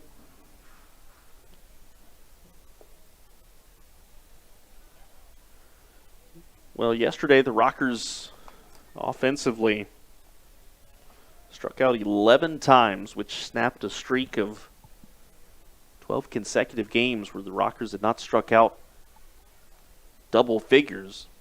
As Gonzalez fouls that off, 2-2. So far today, only 1 strikeout. That was Alfonso to lead off the 2nd inning.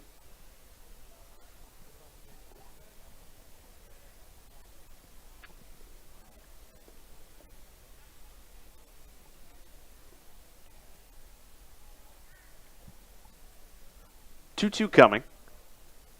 Anderson fires and Gonzalez chases down strike 3. That is the first out of the 4th. That brings up Tyler Ladendorf, who's 0 for 2.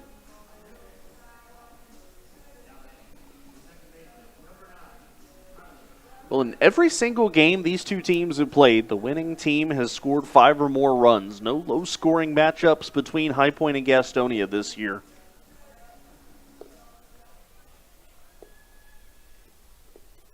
In fact, the lowest combined score between the two teams has been 9.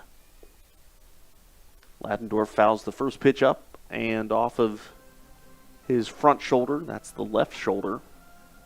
And the count 0-1.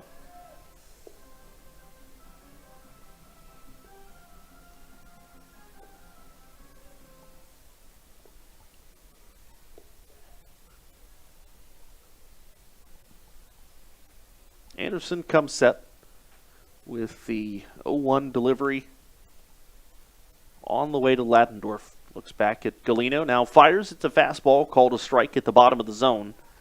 And the count 0-2 now.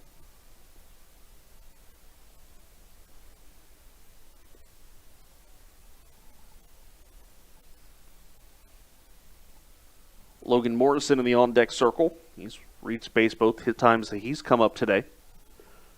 0-2 coming. Anderson again looking back at Galino, who's not really being held on, so he's dancing around. Here's the 0-2.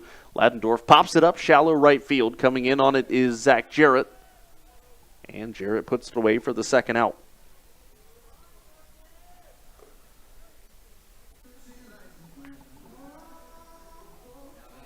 Logan Morrison walked his first time up and singled his last time up. Rockers have put the leadoff man aboard 3 times out of 4 possible.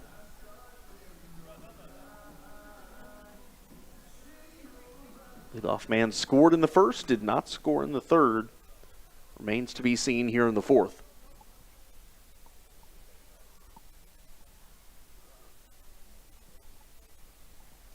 Anderson set, first pitch coming to Morrison. High and tight the fastball. Morrison's got to back out of the way of that. And the count 1-0.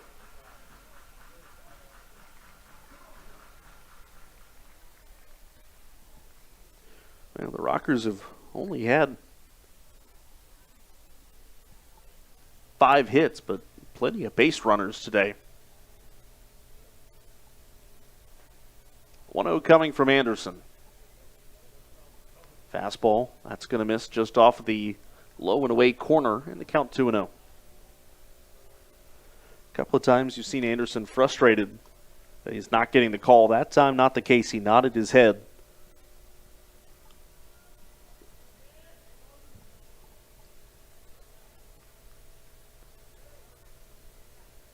The lefty set.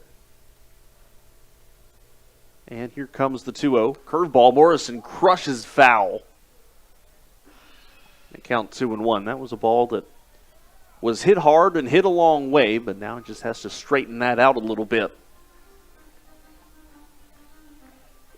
1 run, 4 hits, no errors for Gastonia, 3-5-0 for High Point.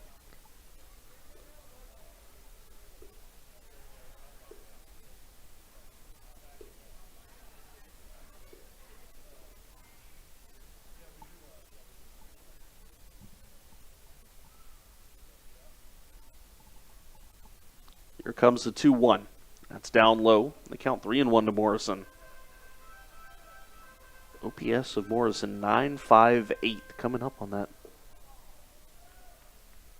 valued 1,000 number. That's where your best hitters usually reside. Above 1.000.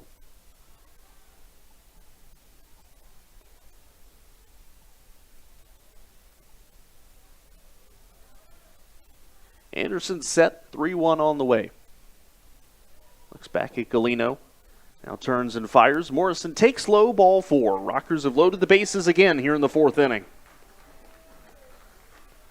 Another walk issued by Anderson. That will bring up Xander Wheel, who's 2 for 2. Stuart Levy going out to talk to Anderson again.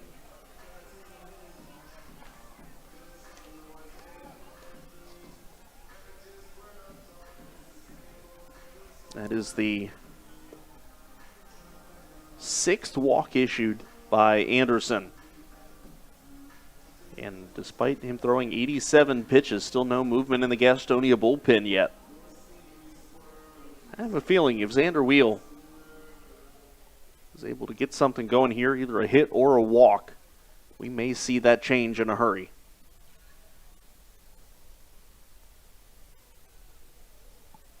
It's felt like High Point has had guys on base all night long. First pitch coming to Wheel from Anderson. There's a strike, and the count 0-1. But as we've said, it's great to have guys on base. You got to get something done with them.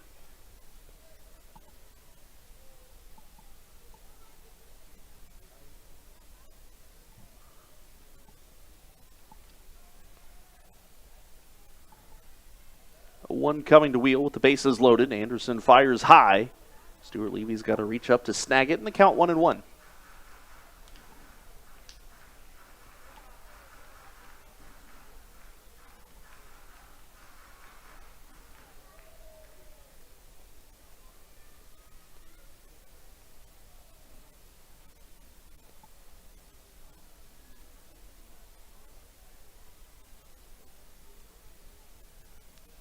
One coming.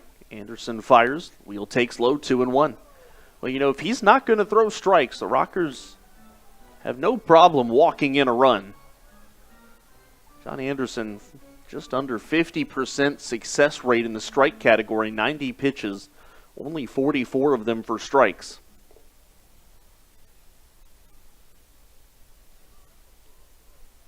The lefty comes set, 2-1 on the way to Wheel. That's down low, 3-1 now.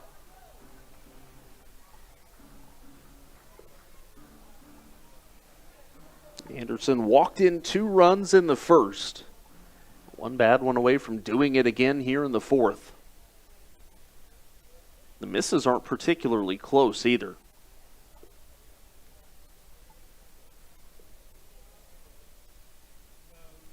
Three-1 coming to Wheel. Xander, a big hack at that one, and the count goes full. Looked like perhaps a slider there from Anderson. Xander on top of it.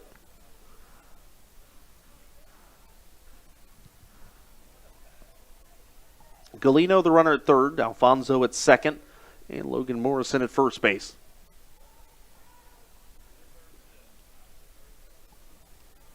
Wheel looking to extend his team lead and runs batted in. Here's the 3-2. All the runners are going. Wheel swings, high fly ball into center field. Going back is Rodriguez. He'll settle under it, and he'll put it away for the final out of the inning. So Xander Wheel puts a charge into it, but unfortunately, early Rodriguez doesn't run out of space. Rockers load the bases. They don't score. We'll head to the top of the 5th inning. 3-1 High Point on the Rockers Baseball Network.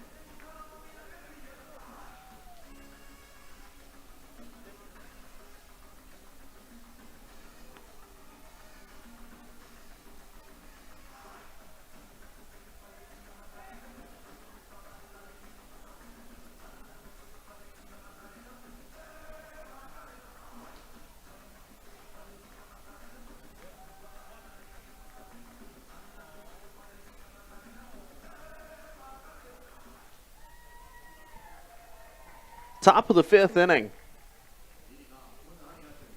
Rockers with a 3-1 lead, 8-9-1 coming up for Gastonia. Castro, Levy, and Rodriguez facing Craig Stem, who's only thrown 49 pitches through 4. Pitch number 50 to Luis Castro, who bounced into a double play his first time up. Hit on the ground towards short, deep in the hole, backhanded by Alfonso. Long throw to first base, and what a play there by Alfonso. Deep in the hole at short. 1 pitch, 1 out for Craig Stem.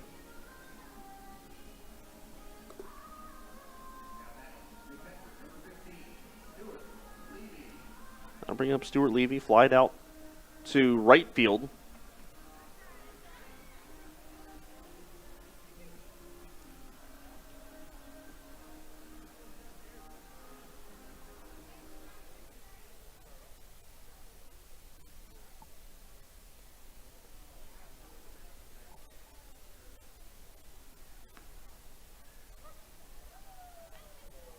First pitch to Levy. There's a called strike, count 0-1.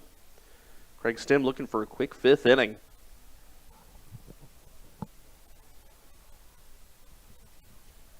0-1, off speed low, and Levy able to hold off, and the count goes to 1 ball, 1 strike.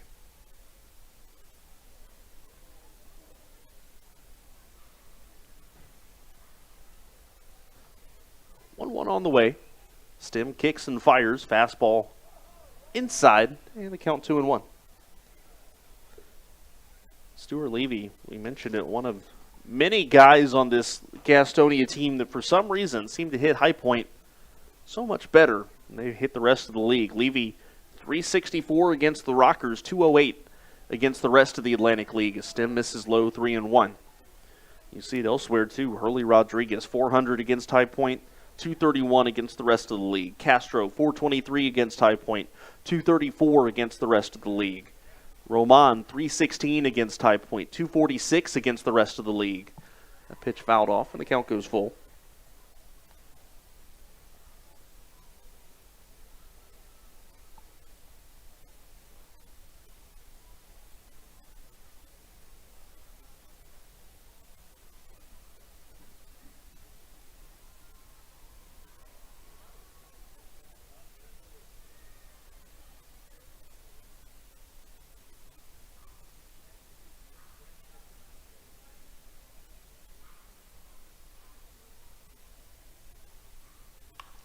That one swung on and hit on the ground into left field. Another hit for Stuart Levy, who continues an odd trend. So with 1 aboard and 1 out, here's Hurley Rodriguez, who's 0 for 2.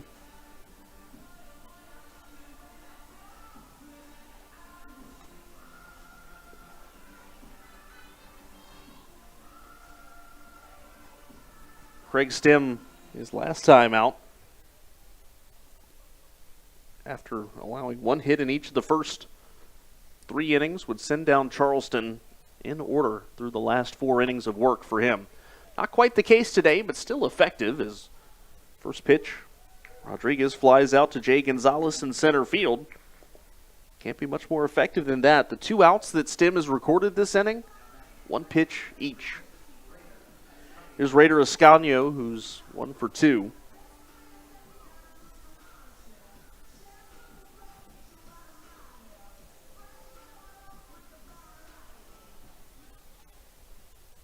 Gastonia has yet to have a runner in scoring position. Only run that came in came on a solo home run. Pitch to Ascanio, a strike in the count, 0-1. Rockers, on the other hand, with runners in scoring position. 2 out of 9 with 7 left on base. Gastonia has stranded 3. Fastball from Stem inside, 1-1.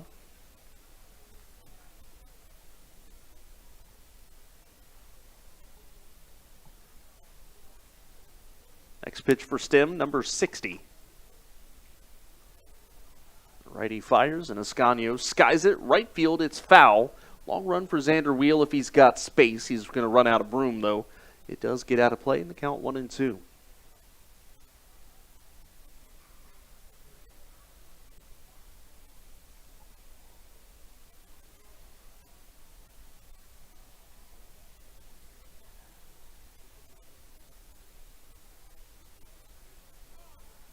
Timeout called at the plate right as Ascanio was starting to dig in, and the count remains 1-2.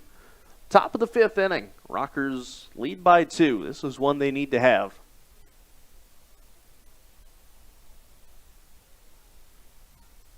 One-two on the way to Ascanio. Stem kicks and fires. Fastball, and again sprayed foul. Ascanio kind of lunging for that one a little bit. Felt more a defensive swing than anything. The count remains 1-2. The bottom of the 5th, High Point will have 5, 6, and 7 coming up.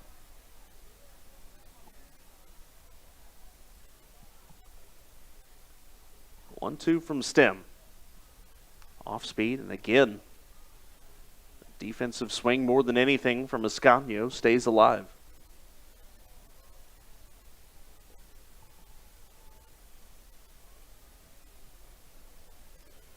Waiting on deck, Joseph Rosa. He's 1 for 2 tonight.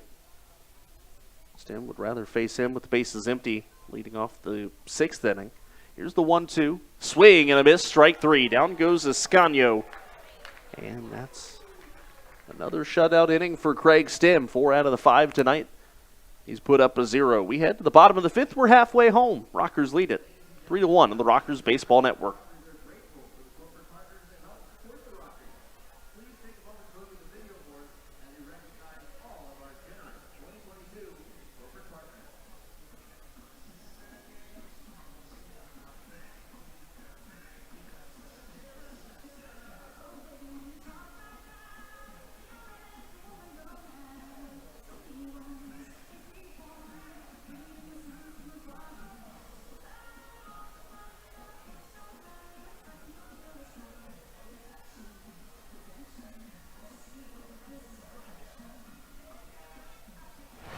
Don't miss your chance to see baseball in the Triad as the High Point Rockers are back in town at Truist Point.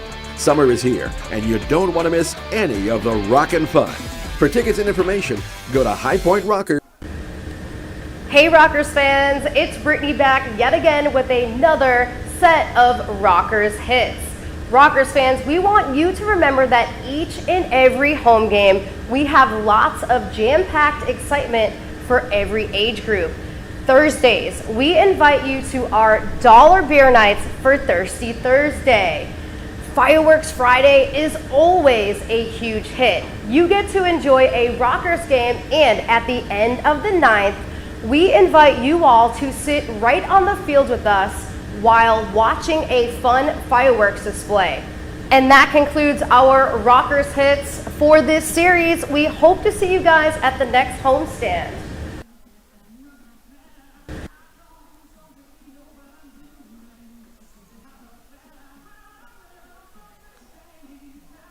Five, 6, and 7 coming up here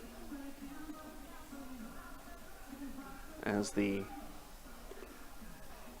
sunlight and the clouds continuing to bounce off each other here at the ballpark, making for a nice overhead backdrop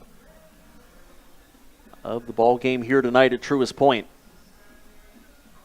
Scene shifts tomorrow to Caramont Health Park, and this 7-game series will see games 5, 6, and 7 played at Gastonia, but here tonight, enjoy the views, the sights, the sounds, the smells, the baseball that is High Point Rockers baseball at Truist Point.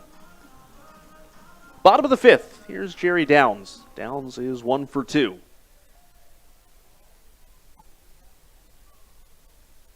First pitch, and Downs a little half swing, and he goes around. And it's a called strike, count 0-1.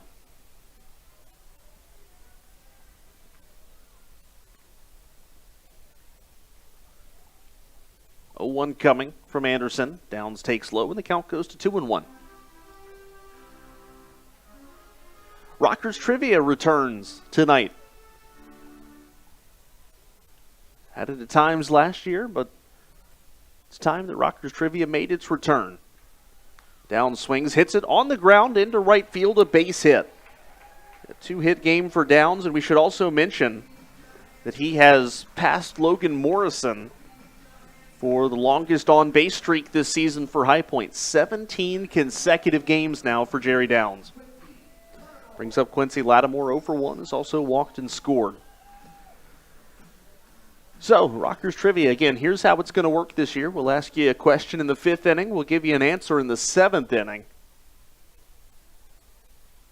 Tweet us the answer at Rockers Baseball. And one winner will be selected for the prize. You have to guess correctly for a chance to be selected. That pitch inside. No, it's going to be called a strike to Lattimore. 0-1. So today's question, what is the connection between Rockers shortstop Giovanni Alfonso and Gastonia hitting coach Chuck Stewart? That pitch misses 1-1. Again, today's question, what is the connection between Rockers shortstop Giovanni Alfonso and Honey Hunters hitting coach Chuck Stewart? We'll give you the answer in the 7th inning. Here's the pitch, off speed, top of the zone, stays high, and the count 2-1. Again, tweet your answer at Rockers Baseball. One winner will be selected to win the prize, which is a Quincy Lattimore bobblehead from last season. If you weren't able to get one last year, here's your chance. Must be able to pick up at the High Point Rockers office. That pitch fouled off, and the count 2-2.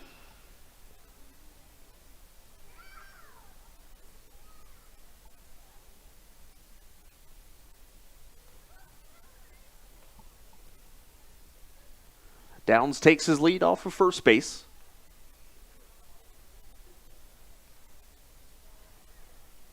Anderson set and fires. Lattimore hits it on the ground to short.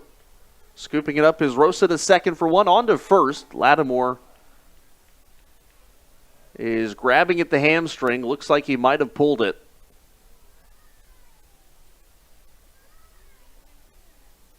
Yeah, he is definitely in some discomfort. And also in some discomfort is the second baseman, or the second baseman, Raider Ascanio. Ascanio hobbling off, as is Lattimore. Casualties all over the place here today. Lattimore out 6-4-3 on the double play.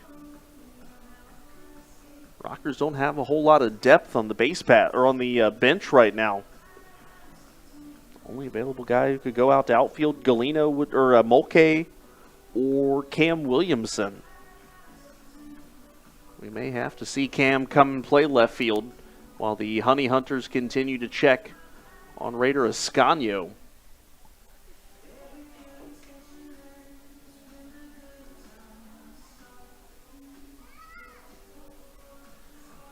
While that's going on, a reminder, the next Rockers baseball camp, August 3rd through 5th, as it looks like Ascanio is going to be able to stay in the game.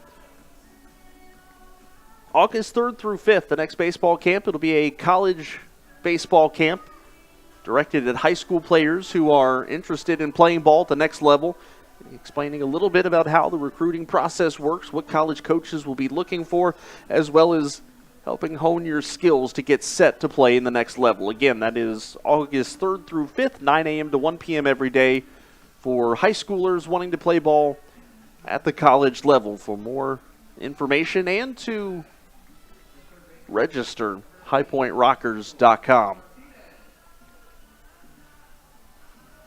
So here's Joseph Rosa, 1 for 2.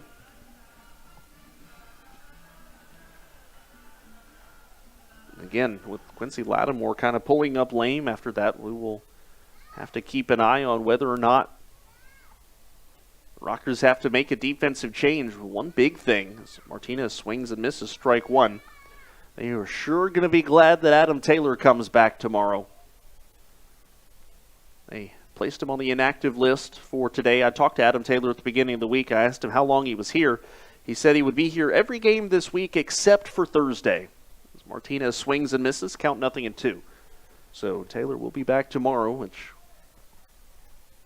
is good, especially if Lattimore ends up having to miss a couple of days. 0-2 coming to Martinez. Anderson fires, and Martinez hits it off the end of the bat to third base. Scooped up by Roman. The throw to first base is low, and the pick can't be made by Castro. And safe on what may be a throwing error by Roman is Michael Martinez. I think that's going to be an E5. Brings up Mike Galino. 0 for 1 today, is also walked.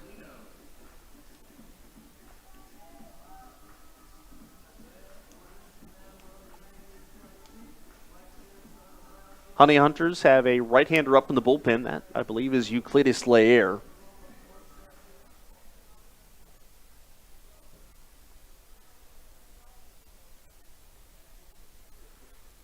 Runner goes, first pitch. That's a strike, and the throw down to second base is late, goes into the outfield. Michael Martinez didn't realize it until it was too late. It's a stolen base, though, for Martinez, his 4th of the season. He is 4 out of 6. Rockers with another runner in scoring position.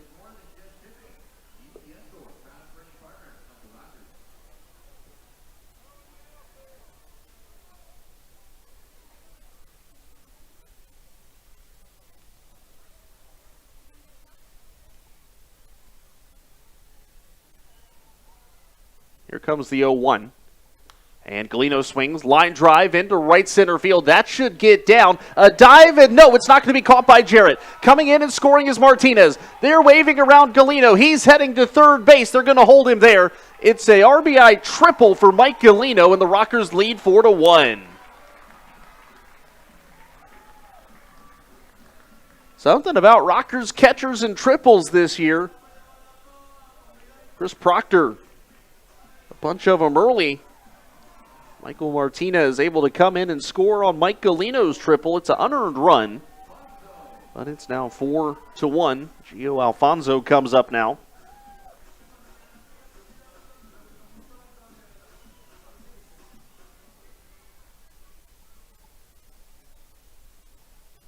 Alfonso today 1 for 2.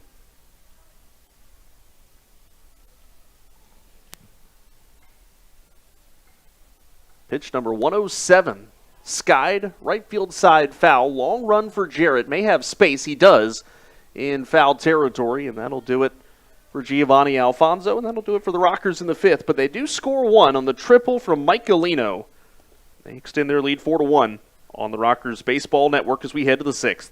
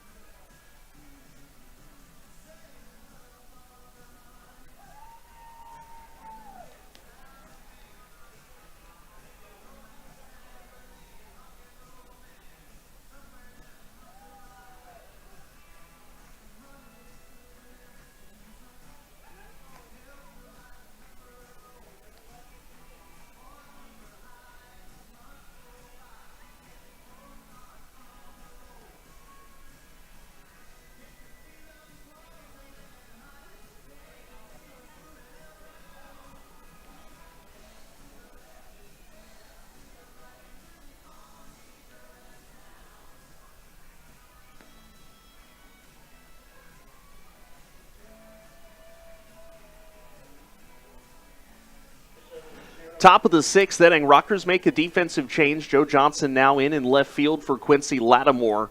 As Craig Stem will face 3, 4, and 5, Rosa, Jarrett, and Roman. So Quincy Lattimore done after an 0 for 2 afternoon with an RBI walk. So here's Joseph Rosa, who's 1 for 2. Another injury for the High Point Rockers. It just seems like that list gets longer and longer every game. Certainly hope it's nothing more than maybe a pulled hamstring or something related to that. The way that he grabbed at the back of his leg made me think that may have been what the issue was. Count 1-0 to Rosa. Looks like Quentin Torres Costa in the bullpen for the Honey Hunters. That pitch outside.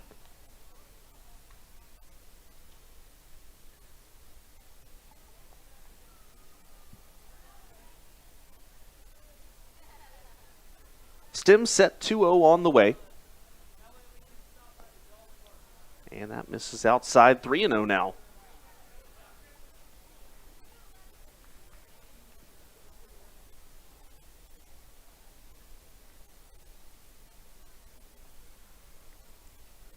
The tall righty set 3-0 on the way, and it's a 4-pitch walk to lead off the 6th inning.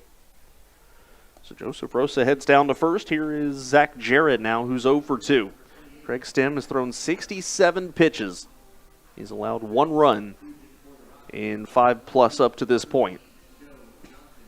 John Anderson appears to be done after 5. You would think so after 107 pitches.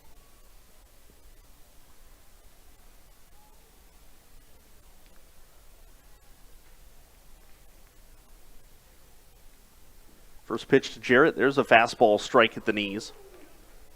And the count 0-1. Rockers looking for their first win in the month of June. Or the month of July, rather. I'm sorry, June was a month to forget. Off speed from Stem, a little too far high, and the count 1-1. High Point, not a great start here in July, just 2-4 right now. 0-2 in the second half.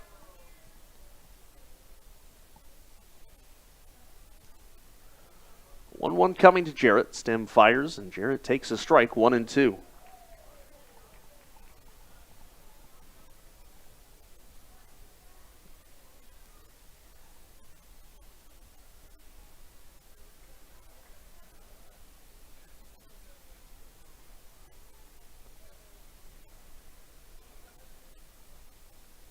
Stem set, 1-2. That's down, and Jarrett was able to hold off on that pitch down in the turf.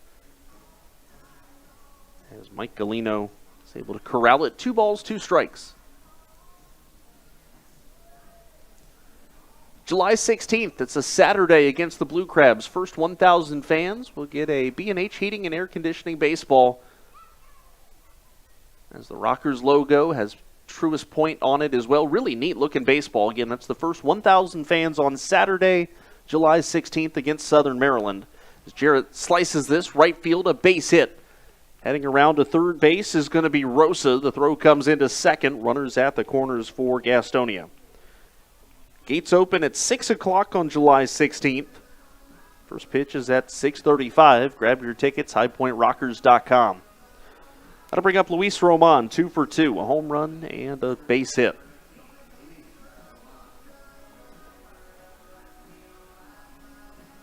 Still nobody out in the inning. Rockers lead by 3, tying run at the plate in Roman. He's been a guy that High Point's not really been able to figure out right now. A couple of doubles yesterday, 2 for 2 today.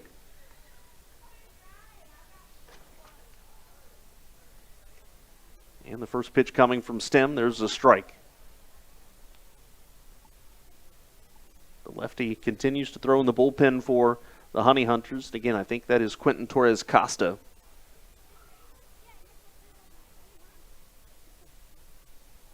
Oh, 1 coming to Roman.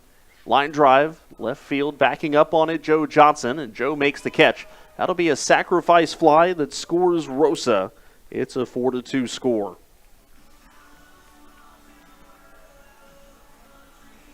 That is Roman's 34th run batted in this year, so runner at first base now. And Reese Hampton, the batter, who's 0 for 2. It is a 4-2 ball game. Dakota Mulcahy just headed down to the bullpen. Rockers getting action in the bullpen really quickly.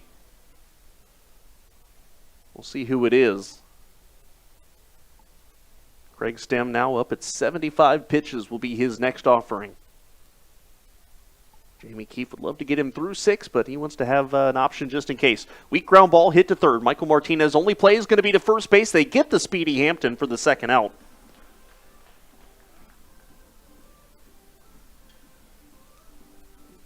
Zach Jarrett goes to second base on what amounts to basically a swinging bunt.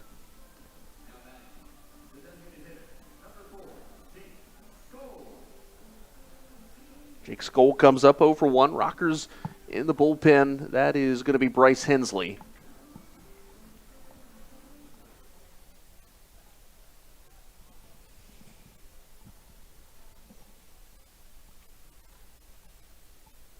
Stem looking to get out of this 6th inning. The Rockers can turn it over to the bullpen from there. Looper to Skoll, misses up, and the count 1-0.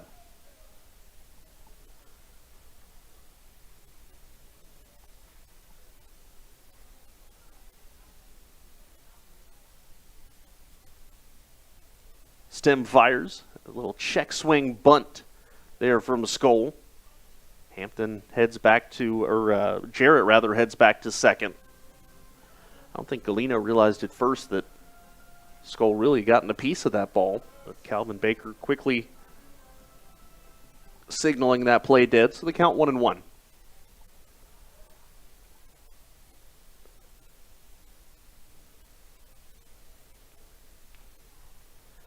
Stem comes set, looking for the final out, most likely of his night.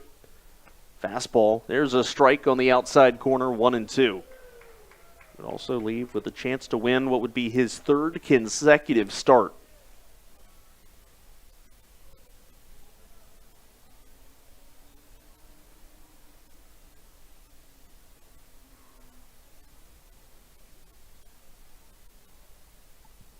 One-two coming to Skoll. Stem fires curveball. Hit in the air into right. Xander Wheel there. And that is the final out of the inning. So Stem gives up a run in the 6th inning. But overall, puts together a pretty solid afternoon. 2 runs in 6 innings. And we head now to the bottom of the 6th. Rockers lead it by 2, 4-2 on the Rockers Baseball Network.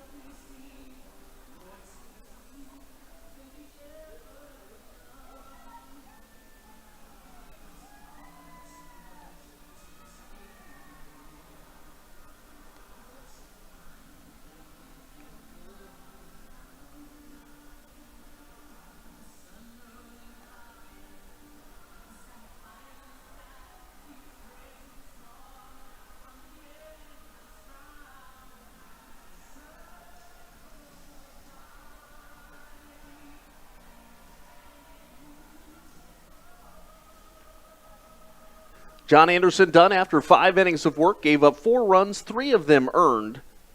He surrendered 7 hits, 2 strikeouts, walked 6. And Gastonia goes to the bullpen. It is a lefty. It was not the lefty I thought it was. Thought it was Quentin Torres-Costa. It's Onis Farfan who's coming in now. Farfan on the season, putting together a 2-2 mark, a 4.06 ERA, his 24th appearance, or this will be his 25th appearance. 29 hits allowed, 19 walks, 29 strikeouts, and opponents hitting .248 against him. He's kind of the gatekeeper to the back of this really dangerous bullpen. Randall Delgado, Bordner, Balaguer, Euclides Layer, Torres-Costa, all those guys coming up in the latter portions of the bullpen. But Farfan is kind of the guy that it all starts with. Rockers have the top of the lineup coming up here. That is Gonzalez, Ladendorf, and Morrison. Lefty-lefty matchup here for Farfan, who the Rockers actually stack the top of the lineup. Lefty-righty, lefty-righty, lefty-righty, switch hitter, righty-righty. First pitch to Jay Gonzalez, and he'll take ball 1, the ball that gets off of the glove of Stuart Levy and ends up going towards the Gastonia dugout. But as you'll normally see, Nobody tries to take advantage and run to first base. One of the experimental rules in the Atlantic League this year, not used a whole lot. That pitch a strike, and the count 1-1 to Gonzalez, who's hitting at 302. This plate appearance will move Jay Gonzalez into the top spot of the Rockers in terms of batting average. That pitch a strike, and the count 1-2. He is currently 14 points ahead of Ben Aklinski and needed 4 plate appearances coming into today to qualify. This is his 4th.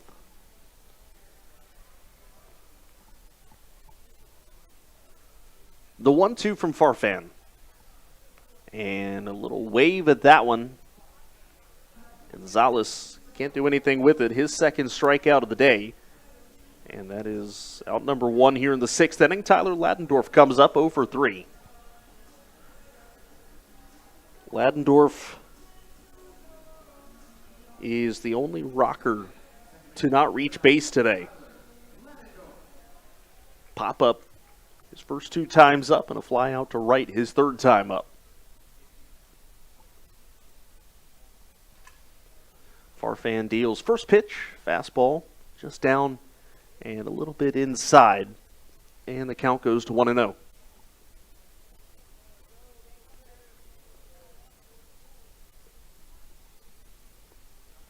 1-0 coming. There's a fastball called a strike, and the count 1-1.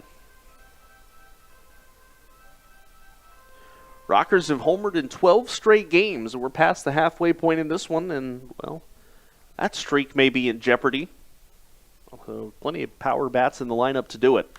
Ladendorf, ground ball right back up the middle. It will squeak through for a base hit. So Ladendorf joins the club of getting on base. The Rockers' 8th hit of the game. Brings up Logan Morrison, who's 1 for 1, has also walked twice.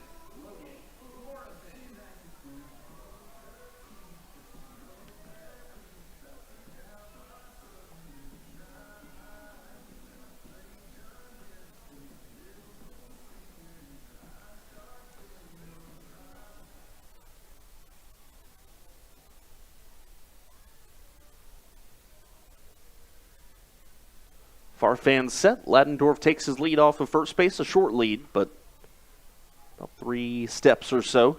Here comes the first pitch to Morrison. He'll take a fastball strike. Farfan hit 94 on that. Nobody up in the Rockers bullpen now. Wonder if perhaps Stem may come out to start the 7th. Hensley was throwing, but I don't think he threw enough to be ready to come in.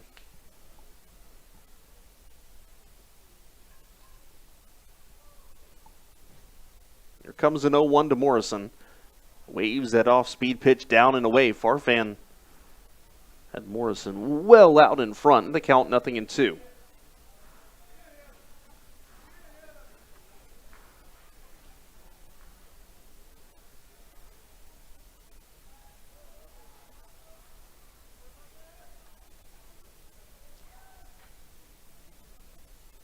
Farfan set. 0-2 on the way to Morrison. And now he steps off. Coming up in the 7th inning, we'll give you the answer to the trivia question.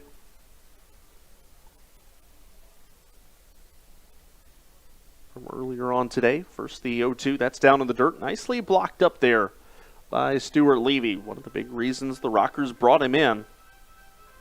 Well, they said last season, obviously Jamie Keefe defense first.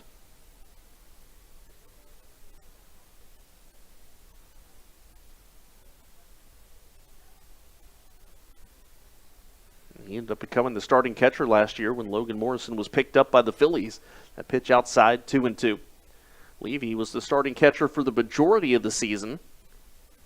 Then Galino kind of joined in, I would say probably mid-July-ish, somewhere around the time where Logan Moore left. And then at the end of the year, Rockers carried 3 catchers for a bit. Levy, Moore, and Galino. 2-2 coming to Morrison. Farfan holds the set. Now kicks and fires. Timeout was called before the pitch, though. And the count remains 2-2.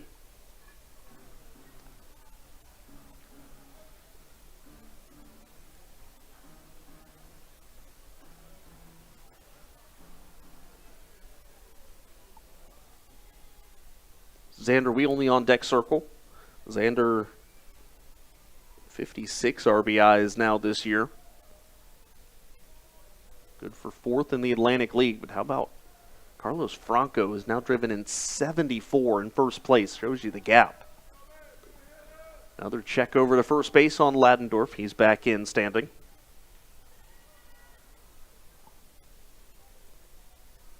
You know, when it's a partly cloudy day like today and the sun starts to go down, you start to see a lot of neat colors.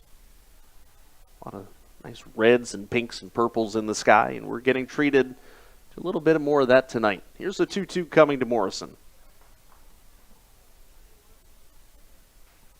Farfan holds the set, now kicks and fires fastball.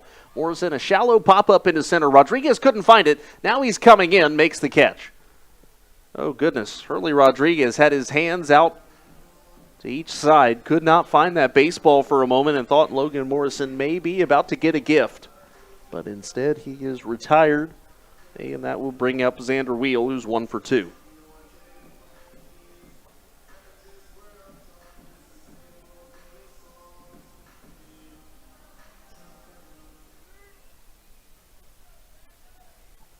Rockers bullpen quiet. Craig Stem. Now, granted, he's only thrown, if you look at his pitch count, only 79 pitches. He's a guy that can go into the 90s. Most pitches he's thrown this year is 93. So, certainly not out of the realm of possibility that he could do one more full inning. It looks like that may be the game plan. First pitch coming to Wheel. He swings, pops it up foul, 0-1. Well, also, too, you take into consideration the fact that the Rockers did have to use 4 guys out of the bullpen yesterday. You don't have that day off yesterday that you normally, or that day off on Monday that you normally have. So when you factor that in, plus there's still 3 more games to go in this series, yeah, if you have a chance to spell a guy or two, you're absolutely going to take that opportunity. And I think with the way Craig Stem's throwing, Rockers feel confident sending him back out there for a 7th inning. 0-1 coming to Wheel. Farfan fires. And Wheel takes that one way outside. Stuart Levy has to slide over to the left-hand box to make the catch.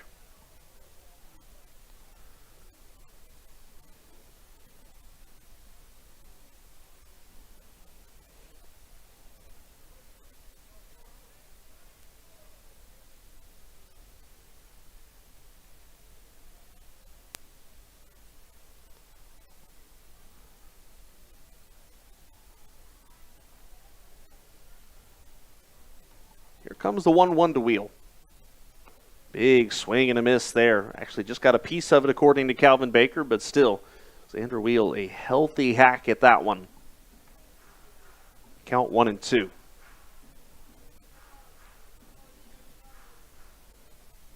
Well, he was kind of shaking his top hand a little bit after that one. Almost wonder, the hand kind of slipped off the bat a little bit there for Xander. Ball and 2 strikes. And Farfan throws over to first. Ladendorf back in standing.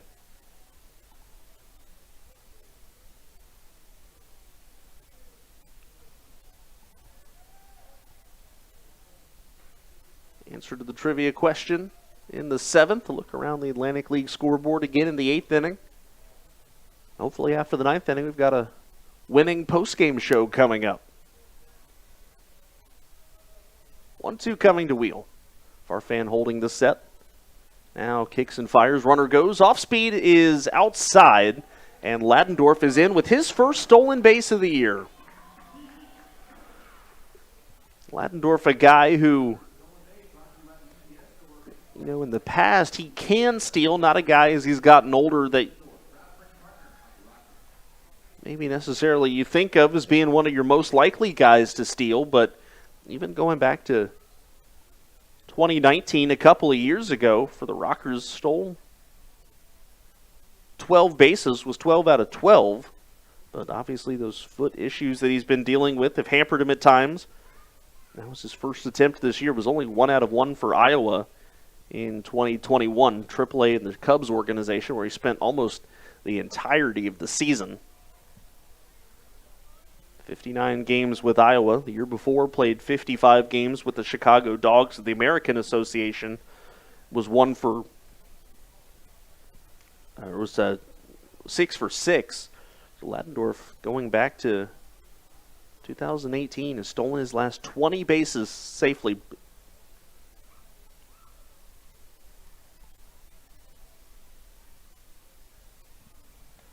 Big swing and a miss, strike 3. Down goes Xander Wheel in the 6th. Rockers put one aboard, they can't score, and we'll head to the top of inning number 7. High Point leads it. It's still 4-2 on the Rockers Baseball Network. Don't miss your chance to see baseball in the Triad as the High Point Rockers are back in town at Truist Point. Summer is here, and you don't want to miss any of the rockin' fun. For tickets and information, go to highpointrockers.com.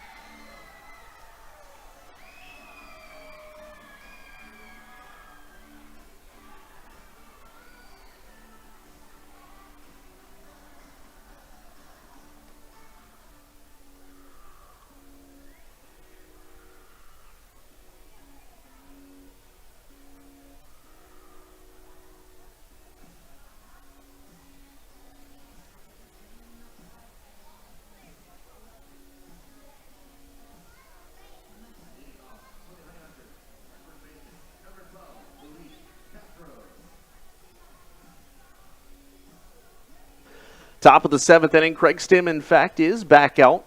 He'll be facing 8-9-1, Castro, Levy, and Rodriguez. Surely Rockers will probably have somebody up and ready in the event of an emergency, but Craig Stim's going to be given the opportunity to get through 7. Rockers bullpen certainly would be thankful of that, given the amount of use that can come in 2 straight weeks without a day off. Fastball high to Castro, who's 0 for 2.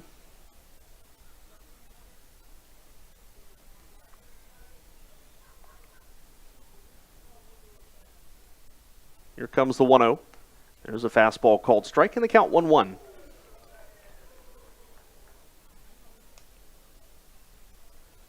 Craig Stim tonight, 5 groundouts, 6 flyouts.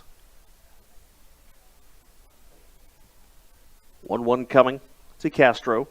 Curveball. There's a high, deep fly ball into left center field. This one is way out of here. Leadoff home run for Luis Castro is 5th, and it's a 1-run game, and that should get the Rockers bullpen up. 1-run game with Stuart Levy coming up, 1 for 2. And in a hurry, yes, I think it is going to be Bryce Hensley getting up. Second home run allowed by Stim. Again, home run ball can be a bit of an issue for him at times.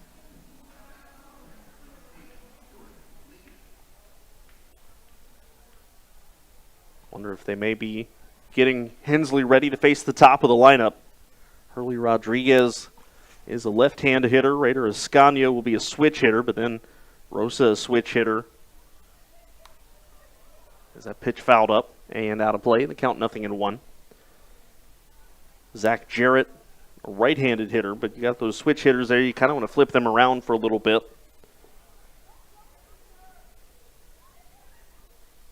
You have a lot of left-handed hitters in this Gastonia lineup when you include the switch hitters in it.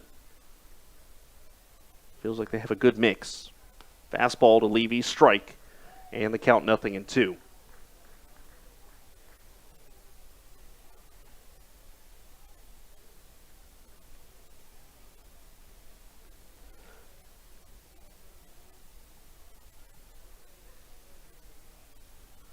Two on the way. Levy a swing and a miss, strike 3. Stim took something off of that one. And the righty picked up his 4th strikeout of the game.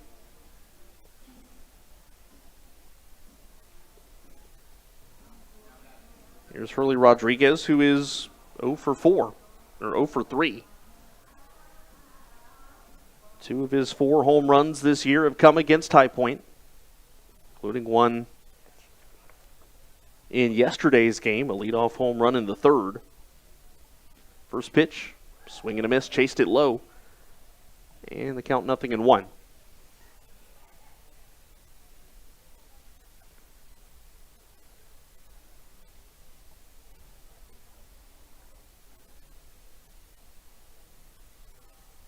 Next pitch for Stem, number 87. Curveball, and it's in there for a strike. That's the good thing about Stem, or the fun thing. You look at the difference in pitch speeds. He can hit 92, or he can give you a 76, or 72 rather, right there. A 20-mile-an-hour difference. Here's the 0-2 to Rodriguez. That one hit on the ground towards second. Ladendorf, easy second out of the inning. Stem may be able to get through 7 after all. Here's Raider Ascanio, 1 for 3.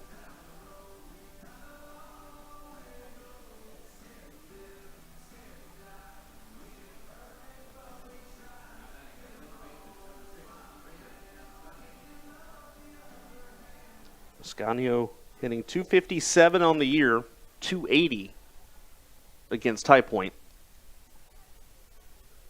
Not a whole lot of power in his bat as he takes inside ball 1.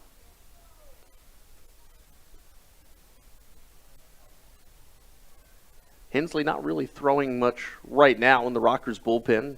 Actually, looks like he's done throwing as Ascanio takes inside 2-0.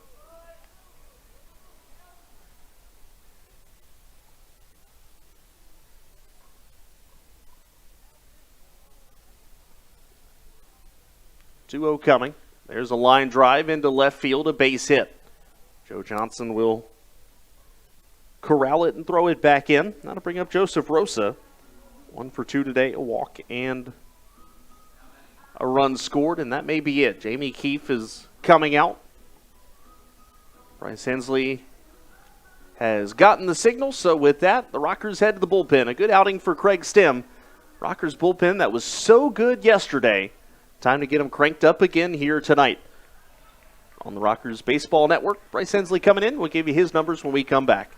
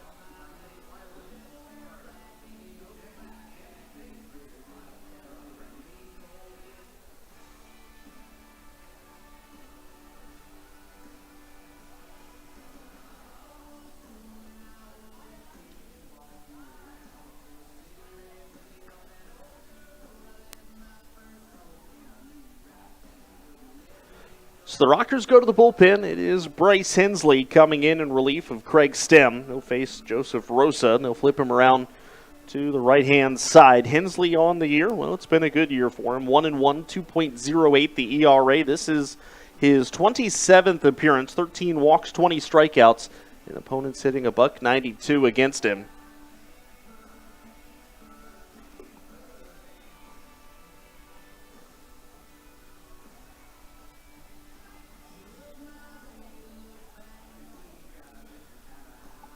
Tying run stands at first base.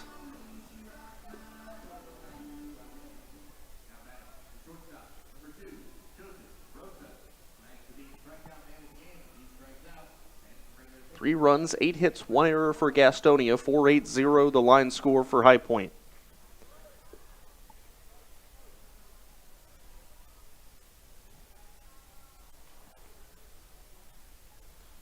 Runner goes on the first pitch. It's a fastball called strike. The throw down to second. Not a bad throw, but a little bit late. Stolen base for Raider Ascanio is 9th. So the tying run now stands at second base for the Honey Hunters. Hensley's going to try to leave him there.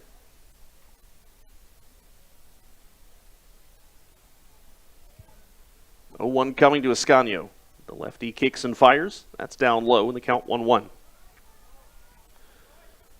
Maybe not as dazzling an outing for Craig Stem this time as his last time, but still a very good day's work. 6 2/3 innings for the tall righty.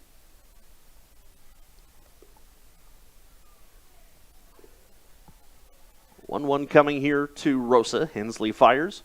That's down low, 2-1. You know, if Bryce gets out of this inning in the next pitch or two, certainly could see a scenario where he comes out in the 8th inning as well.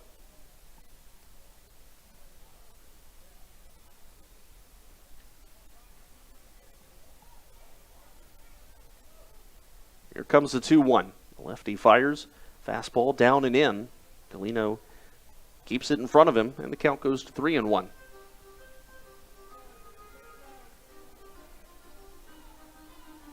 On deck circle is Zach Jarrett.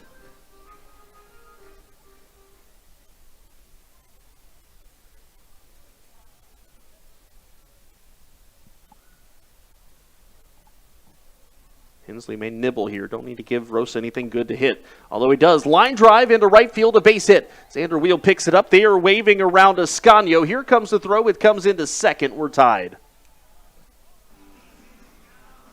It's an RBI base hit for Joseph Rosa. His 54th RBI. That run charged to Stem. So Craig Stem tonight, 6 2/3 innings, 4 runs all earned, 8 hits, 4 strikeouts, 2 walks. It's a 4-4 game. That brings up Zach Jarrett, 1 for 3. So now neither starting pitcher factors into the decision. That got John Anderson off the hook. As a pitch fouled off in the count, 0-1.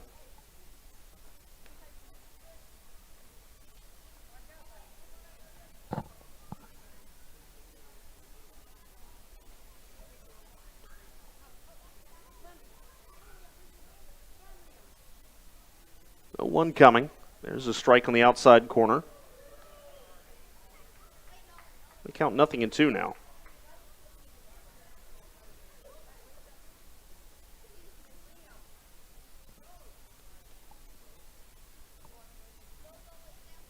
Middle of the Rockers lineup coming up. Runner goes. Next half inning, that's down and in. Stolen base for Joseph Rosa. That is his 8th of the season.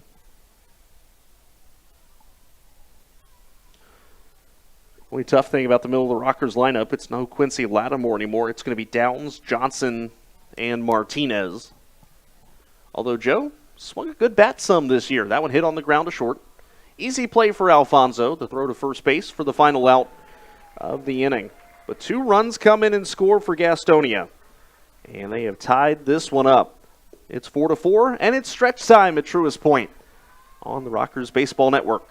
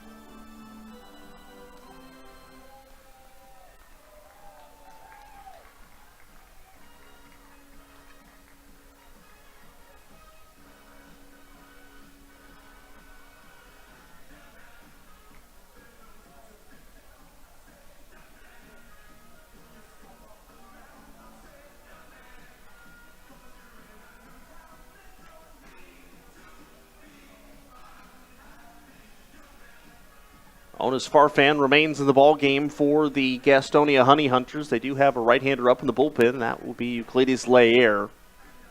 This is the situation the Rockers really did not want to find themselves in, and that is having to deal with the back end of this Gastonia bullpen with the need to score a run. They were able to get to Jesus Balaguer for a couple yesterday, but all things considered, not exactly an ideal situation anymore for the Rockers.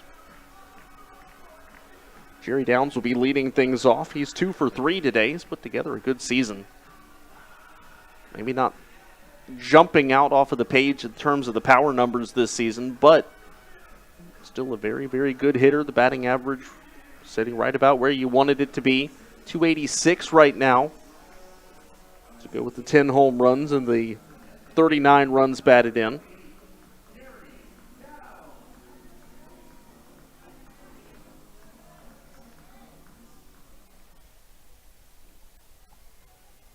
Defense expecting Downs to pull. First pitch coming here from Farfan. It's a high fastball, but it's going to catch the top of the zone, count 0-1. I would expect Bryce Hensley to come back out in the top of the 8th inning.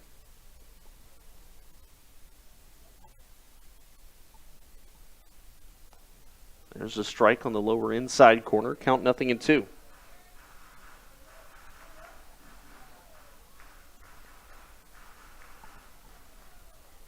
Rockers have had the lead their last 4 consecutive losses. They weren't able to hold it. Trying to write a different narrative today, but they are going to have to break a tie. Down, swing and a miss, strike 3. And the Rockers have only managed 1 run since the first inning, and that'll bring up Joe Johnson.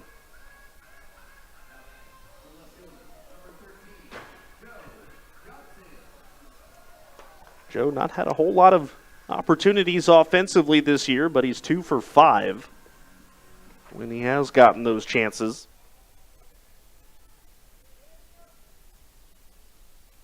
The pitcher and outfielder at High Point University swings, first pitch, grounds it weakly to second. Ascanio on to first, 2 away. And that brings up Michael Martinez, 0 for 2. He's also walked and scored a run and driven in 1.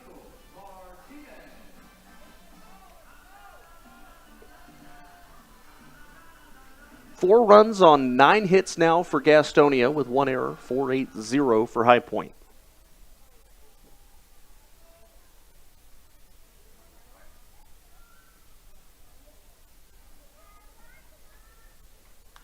That one hit on the ground, right to second. Ascanio, a low throw, but in time, a 1-2-3 inning, and we head to the 8th. We are tied at 4 on the Rockers Baseball Network.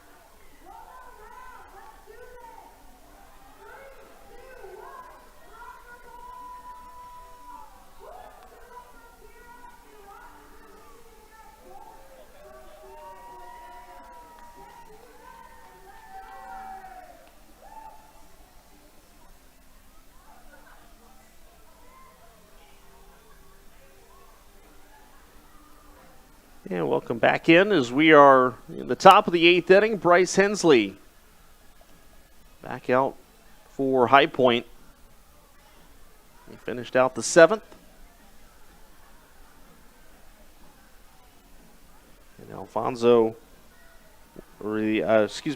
Hensley will face Luis Roman, Reese Hampton, and Jake Skoll.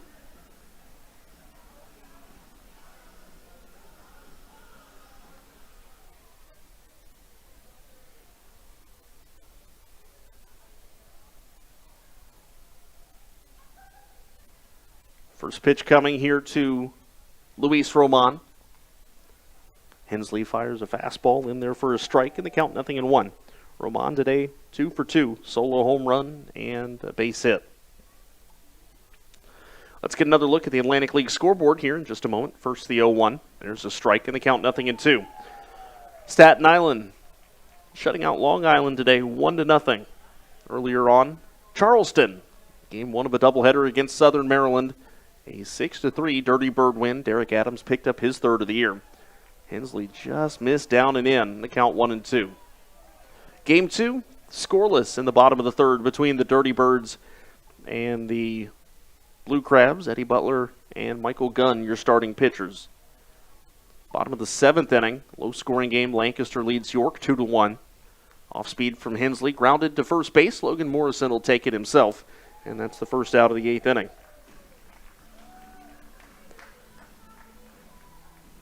Bottom of the 7th also, Lexington all over the Genomes, 7-1.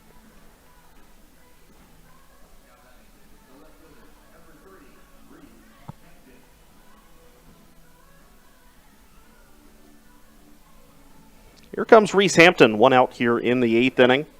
Hampton is 0 for 3 today.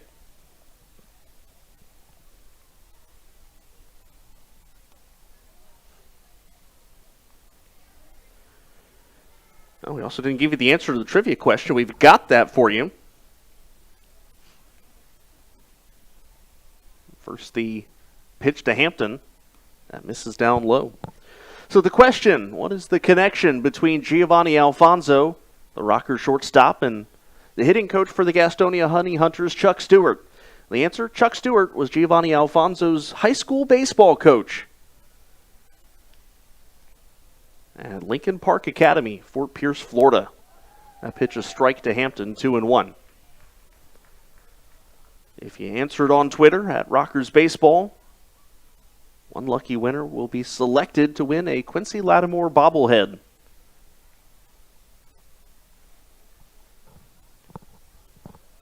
Here comes the 2-1. Lined right to short. Speaking of Alfonso, he makes the catch. And that's the second out of the inning.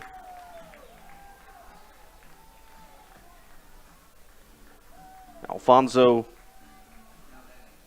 played at Lincoln Park Academy. Then played started out at Florida State University. Hit .263 in 2013, then went to the University of Tampa.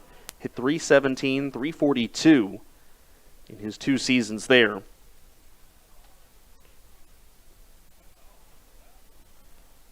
First pitch to Skoll, he went around strike 1.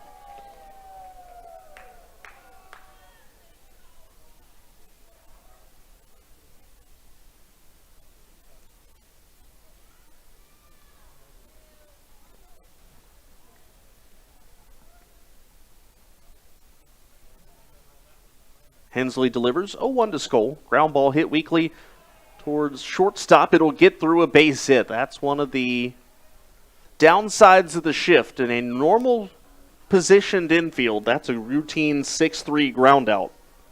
But because the Rockers were shifted over, that's a base hit for Jake Skoll. That is Gastonia's 10th hit of the ball game. And with 2 outs, the go-ahead run at first base. Here's Luis Castro, 1 for 3 with a home run. That home run, a big one in the 7th inning.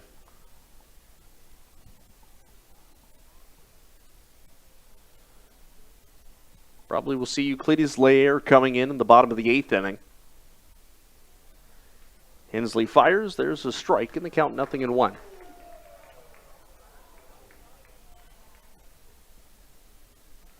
Rockers in the bottom of the 8th will have 8, 9, and 1. Galeno, Alfonso, and Gonzalez.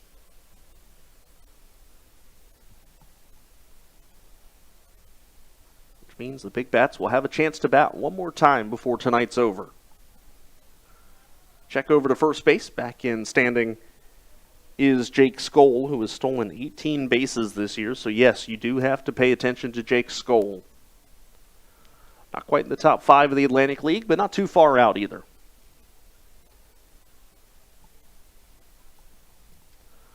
Oh, 1 on the way to Castro. Hensley kicks and fires.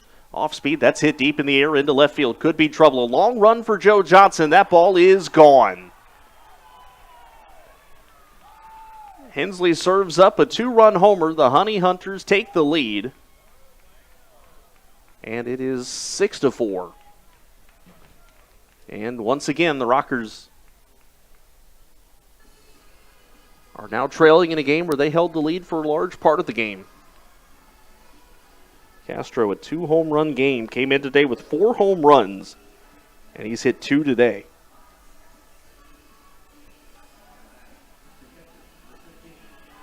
So here's Stuart Levy, 1 for 3.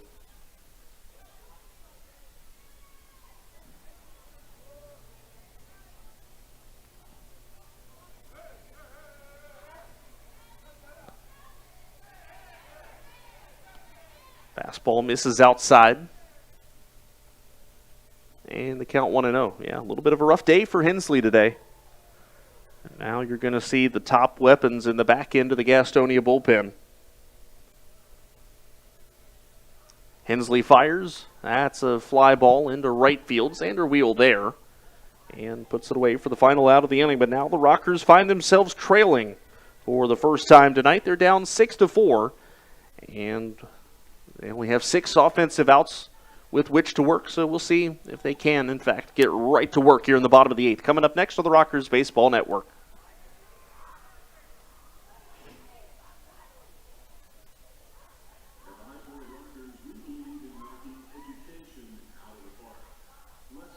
This week's Rockers Highlight Player of the Week is relief pitcher Ryan Dull.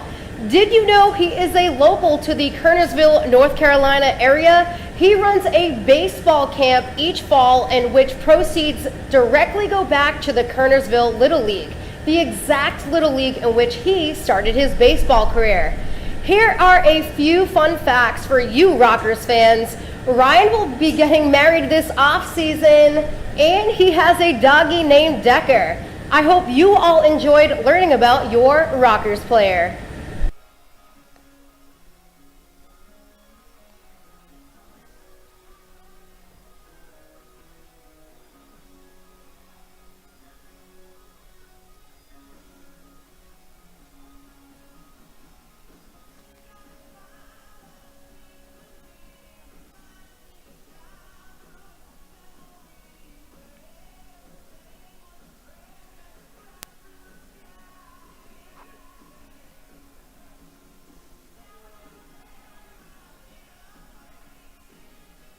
Onis Farfan is done after 2 innings of work, gave up just 1 hit. And he struck out 3, and now Gastonia finds themselves ahead 6-4. In the game, the Rockers had the lead for 6 innings tonight, but haven't been able to hang on to anything since then. It is Euclides Layer coming in for the Gastonia Honey Hunters. Layer on the season, it's been a good season for him. 2-0 with a .93 earned run average. 8 walks, 15 strikeouts, and opponents hitting 191 against him, and it'll be 8-9-1. Galino, Alfonso, and Gonzalez for the Rockers. We're still looking for their first win of the second half of the season. While we've got a moment, just a reminder, next Rockers Youth Baseball Camp, August 3rd through 5th.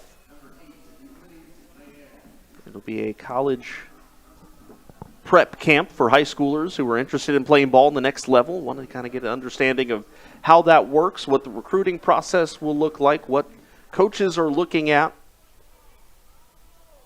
So for more information, to register your high schooler, highpointrockers.com. First pitch to Mike Galino.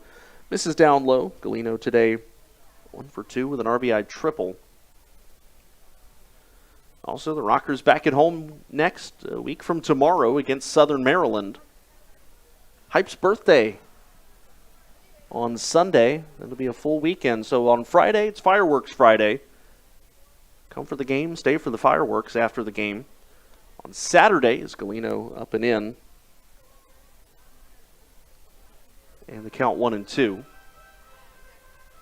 Saturday, it is B&H baseball giveaway for the first 1,000 fans. Gates open at 6 o'clock, so make sure you're in the top group there to get that baseball. It's a good-looking baseball. That pitch swung on, popped up, and foul. Count 1-2.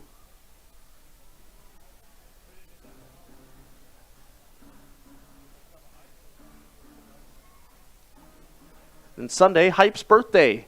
Kids 13 and under can donate a book and get a ticket. We say happy birthday to Hype as Galeno swings and misses, strike 3. Rockers' bats have gone cold here in the later stages of the game. That'll bring up Giovanni Alfonso, 1 for 3.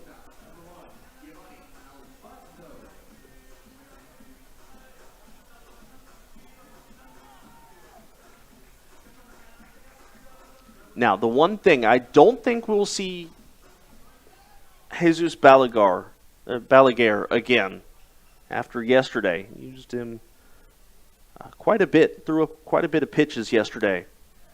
Bordner also pitched yesterday.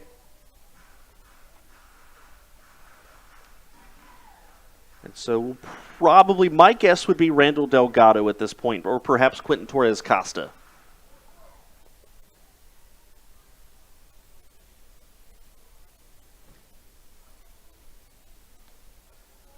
There's a strike at the knees to Alfonso, and they count 0-2. Gio's hitting at .304. He, much like Jay Gonzalez, been able to keep the batting average right around that 300 mark as that fastball way up and in on him. And the count goes to 1-2. John Hayes up in the Rockers bullpen.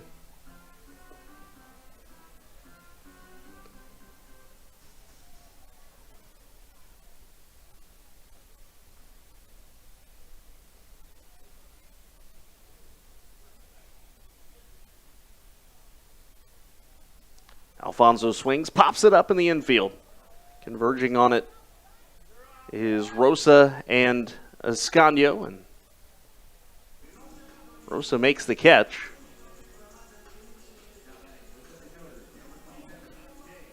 I'm starting to get the impression that Raider Ascanio and Joseph Rosa are not getting along in the middle of the infield.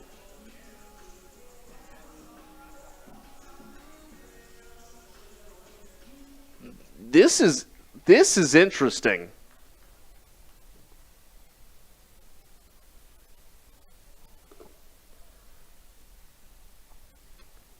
First pitch to Gonzalez, a strike, and the count 0-1.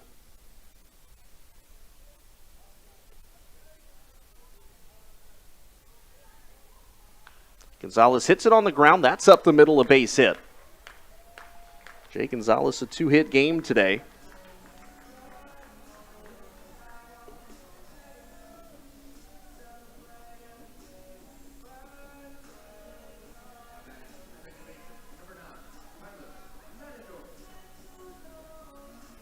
Here's Tyler Ladendorf, who's 1 for 4. Perhaps I'm just looking into the things a little too much, but just looking at the body language of the two middle infielders,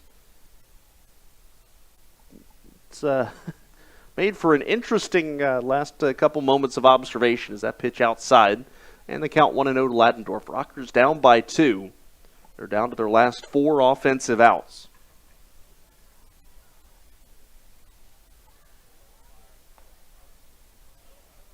That pitch misses to Ladendorf inside 2-0. Lefty is in the bullpen. That, I would guess, would be Quentin Torres Costa.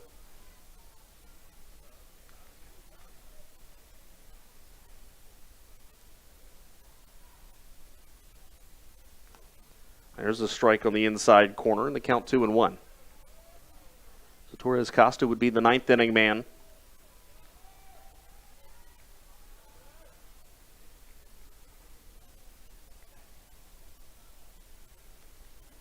Ladendorf swings, pops it up, towering fly ball, right field side around the foul line.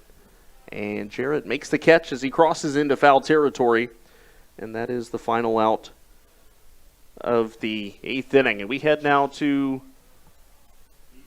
the top of the 9th. Rockers down 6-4 on the Rockers Baseball Network.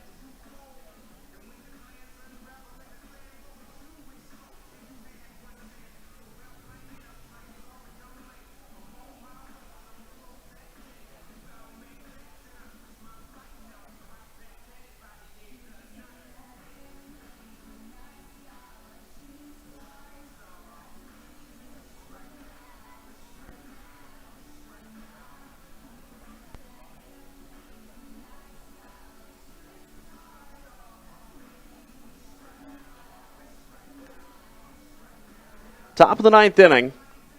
Rockers down by 2. They go to the bullpen. It's John Hayes in relief of Bryce Hensley. Hayes on the year.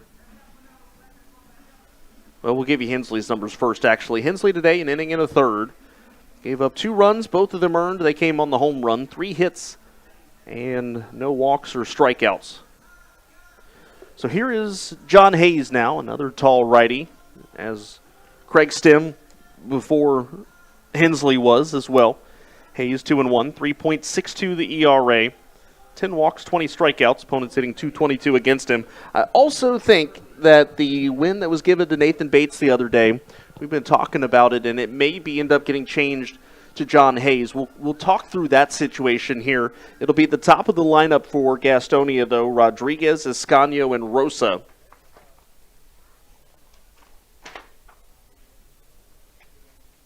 First pitch from Hayes, that's down low, ball 1. So if the starter fails to complete 5 innings, then the victory goes to whichever pitcher in the jurisdiction of the official scorekeeper had the most effective and efficient outing. So it's kind of up for interpretation in a way. But you look at the numbers for the relievers on Monday. Liam O'Sullivan went 4 shutout innings. And they went to the bullpen. Hayes threw 2, Nathan Bates threw 2. Here's the 1-0. There's a strike. And the count 1-1. Bates gave up a run in 2 innings of work. John Hayes retired 6 of the 7 that he faced. Only hitter that he didn't retire walked. And so there was a general thought that perhaps Hayes should have earned the win. And I know that there is a request pending to the league office to look into that. So Hayes right now is 2-1. Next time we talk, he could very well be 3-1. The count is 1-2 to Hurley Rodriguez.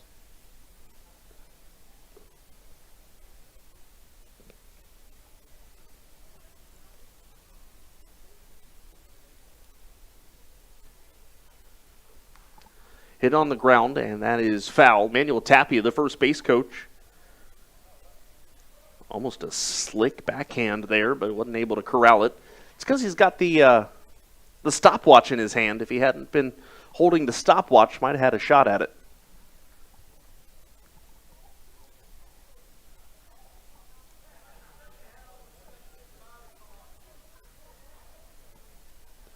One-two coming. Hayes fires, and that's a high fly ball center field. Jay Gonzalez going to his right. And he'll put that one away for the first out of the ninth inning.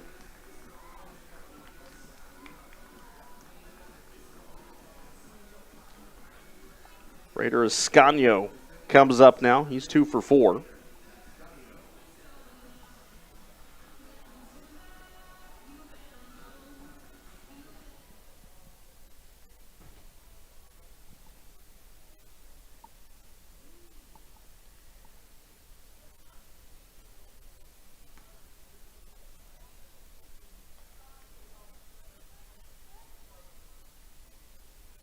First pitch to Escanio, that missed down low, ball 1. John Hayes has been maybe not necessarily a surprise. That pitch a strike in the count 1-1. He ended up last year being one of the more reliable relief pitchers for the Rockers, but I think it's been impressive just how good he has been for High Point this season. ERA continues to drop every time out. This one hit on the ground to short. Nice hop there for Alfonso, but a long throw. And it's going to nab Escanio. That's the second out of the inning.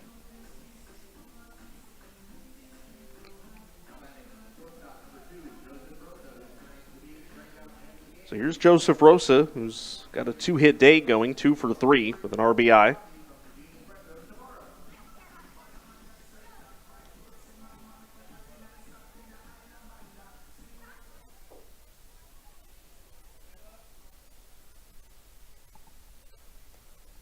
One coming, or the first pitch rather coming. I'm getting ahead of myself here.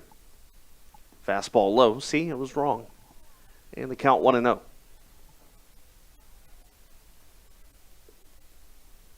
What are we if we can't admit that we're wrong sometimes, right? 1-0 coming. There's a fastball in. And the count 2-0.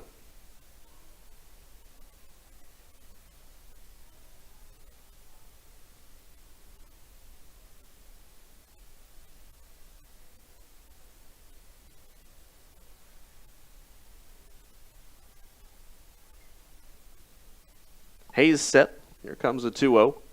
That's down and almost clipped the foot of Rosa, but did not. The count goes to 3-0. So the scene shifts to Caramon Health Park tomorrow. The Rockers and Honey Hunters. It'll be Jonas Scalero going for High Point. It'll be Ian McKinney for Gastonia. 6:15 first pitch. Rockers pregame show on MixLR begins at 5:50. That is 550. Download MixLR, that is MIXLR. It's a free app, and then search High Point Rockers Baseball.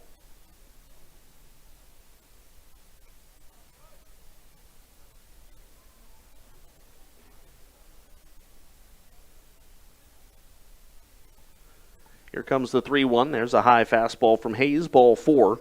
Rosa has reached base in 4 out of 5 plate appearances tonight. Brings up Zach Jarrett, who has only reached base in 1 out of 4 plate appearances tonight with a base hit back in the 6th inning.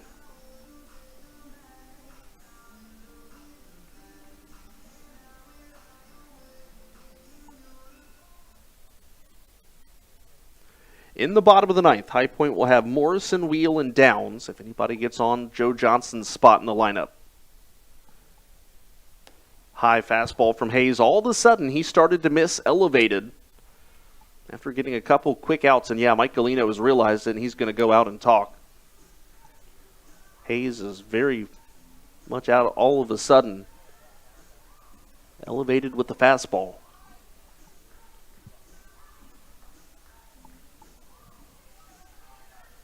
Sometimes all it takes is just a quick comment by the catcher to get him back in rhythm.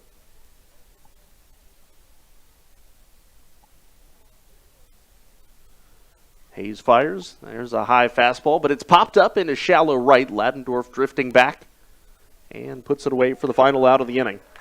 Well, Hayes does his job. Now the Rockers offense needs to do theirs one more time. They're down by 2. Yesterday they were down by 3 and they scored 2. They'll take 2 more runs here. We go to the bottom of the 9th next on the Rockers Baseball Network.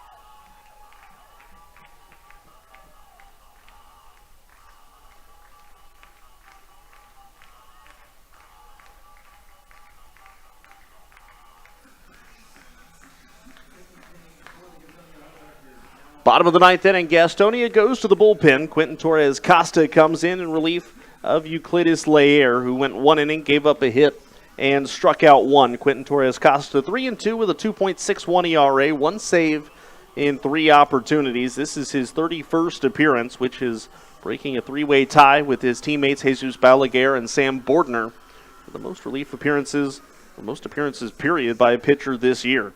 12 walks, 46 strikeouts, and opponents hitting .218 against him.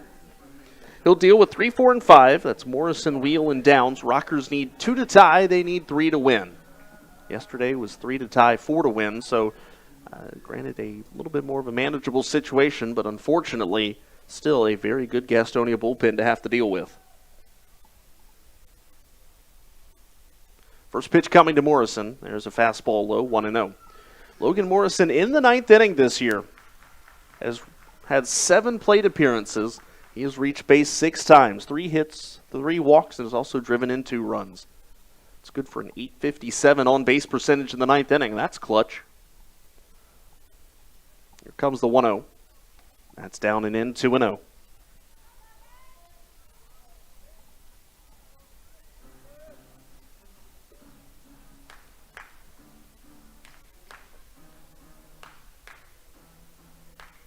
Xander Wheel in the on-deck circle. He's got some power. Well, all these guys do. These are 3 dangerous hitters. 2-0 coming. Morrison takes up and away, 3-0. This is a situation, if you're Torres Costa, you can't just lay something right over the middle for Morrison, or he may, in fact, hit that ball to the next county.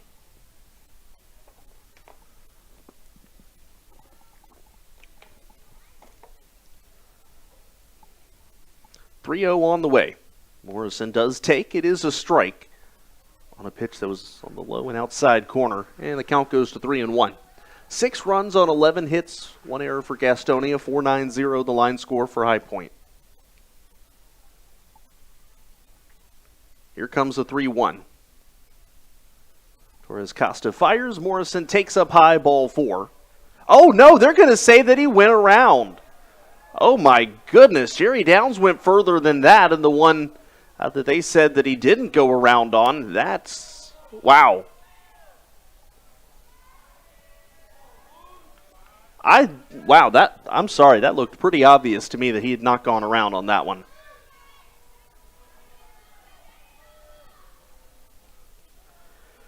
Okay, well, payoff pitch coming now. Torres Costa fires. Morrison, line drive into center, coming in on is Rodriguez. He slides, makes the catch. Well, Logan Morrison kind of robbed of an opportunity to get on base by the call by third base umpire Marcus Neal, and that'll bring up Xander Wheel now. Xander is 1 for 3.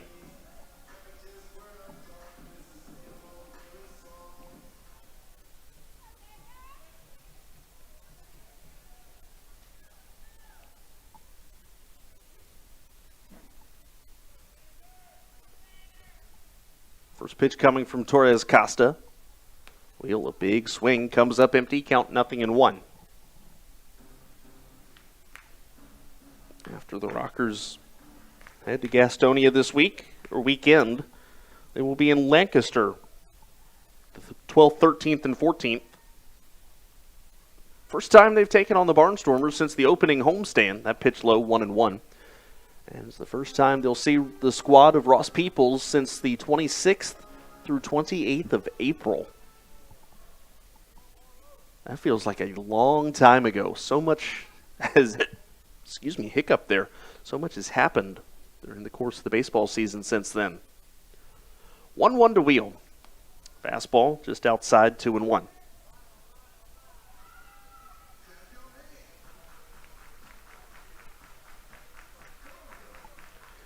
Jerry Downs in the on-deck circle. Then we'll see the Rockers in terms of pinch hitters. Not a whole lot of availability right now. Dakota Mulcahy might be it. Otherwise, Joe Johnson would have to hit for himself. There's the pitch, fouled off, and the count 2-2. Cam Williamson also available if the Rockers wanted to go that direction. When you think about some of the big bats, obviously, Lattimore left the game already. Aklinski, Russell, Proctor all on the injured list. Adam Taylor out of town until tomorrow. Here comes a 2-2. Wheel swing and a miss, the high fastball, strike three. Rockers down to their final out. Well, following the conclusion of tonight's game, the Rockers post-game show will wrap everything up. Send you on your way and get you ready for this weekend at Gastonia. Again, we'll be bringing you all the action both on MixLR and on YouTube this weekend from Caramont Health Park. Here's Jerry Downs, who's 2 for 4. Joe Johnson is in the on-deck circle. Downs, a big swing, comes up empty.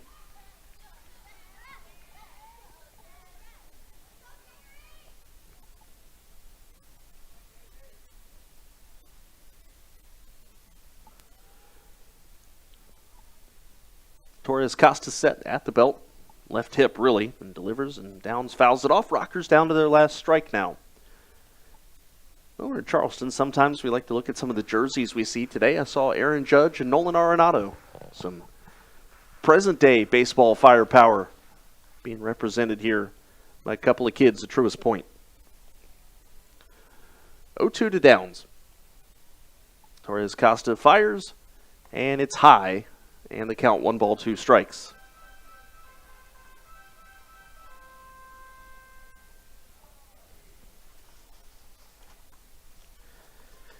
What has been just a maddening and frustrating stretch for the Rockers. Not being able to hang on to leads in the middle of the game seems to continue here tonight, unless they can get something going here with 2 outs. Here's the pitch, popped up and foul. And the count remains 1-2.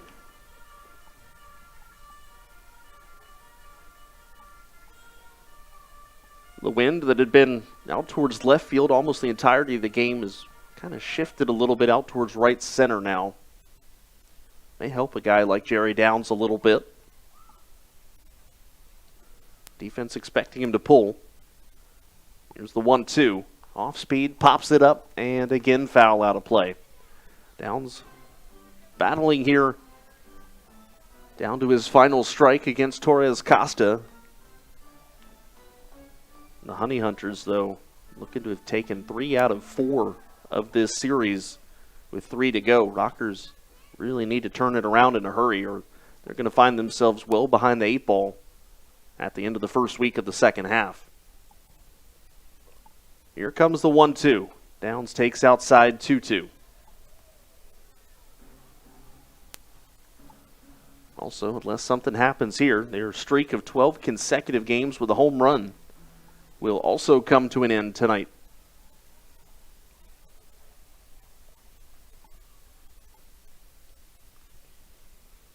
2-2 coming. Torres Costa set at the left hip. Turns, fires, and down swing and a miss. Strike 3, that'll do it. A frustrating one tonight. Rockers lose to Gastonia by a score of 6-4. Quick Rockers postgame show will be coming up next on the Rockers Baseball Network.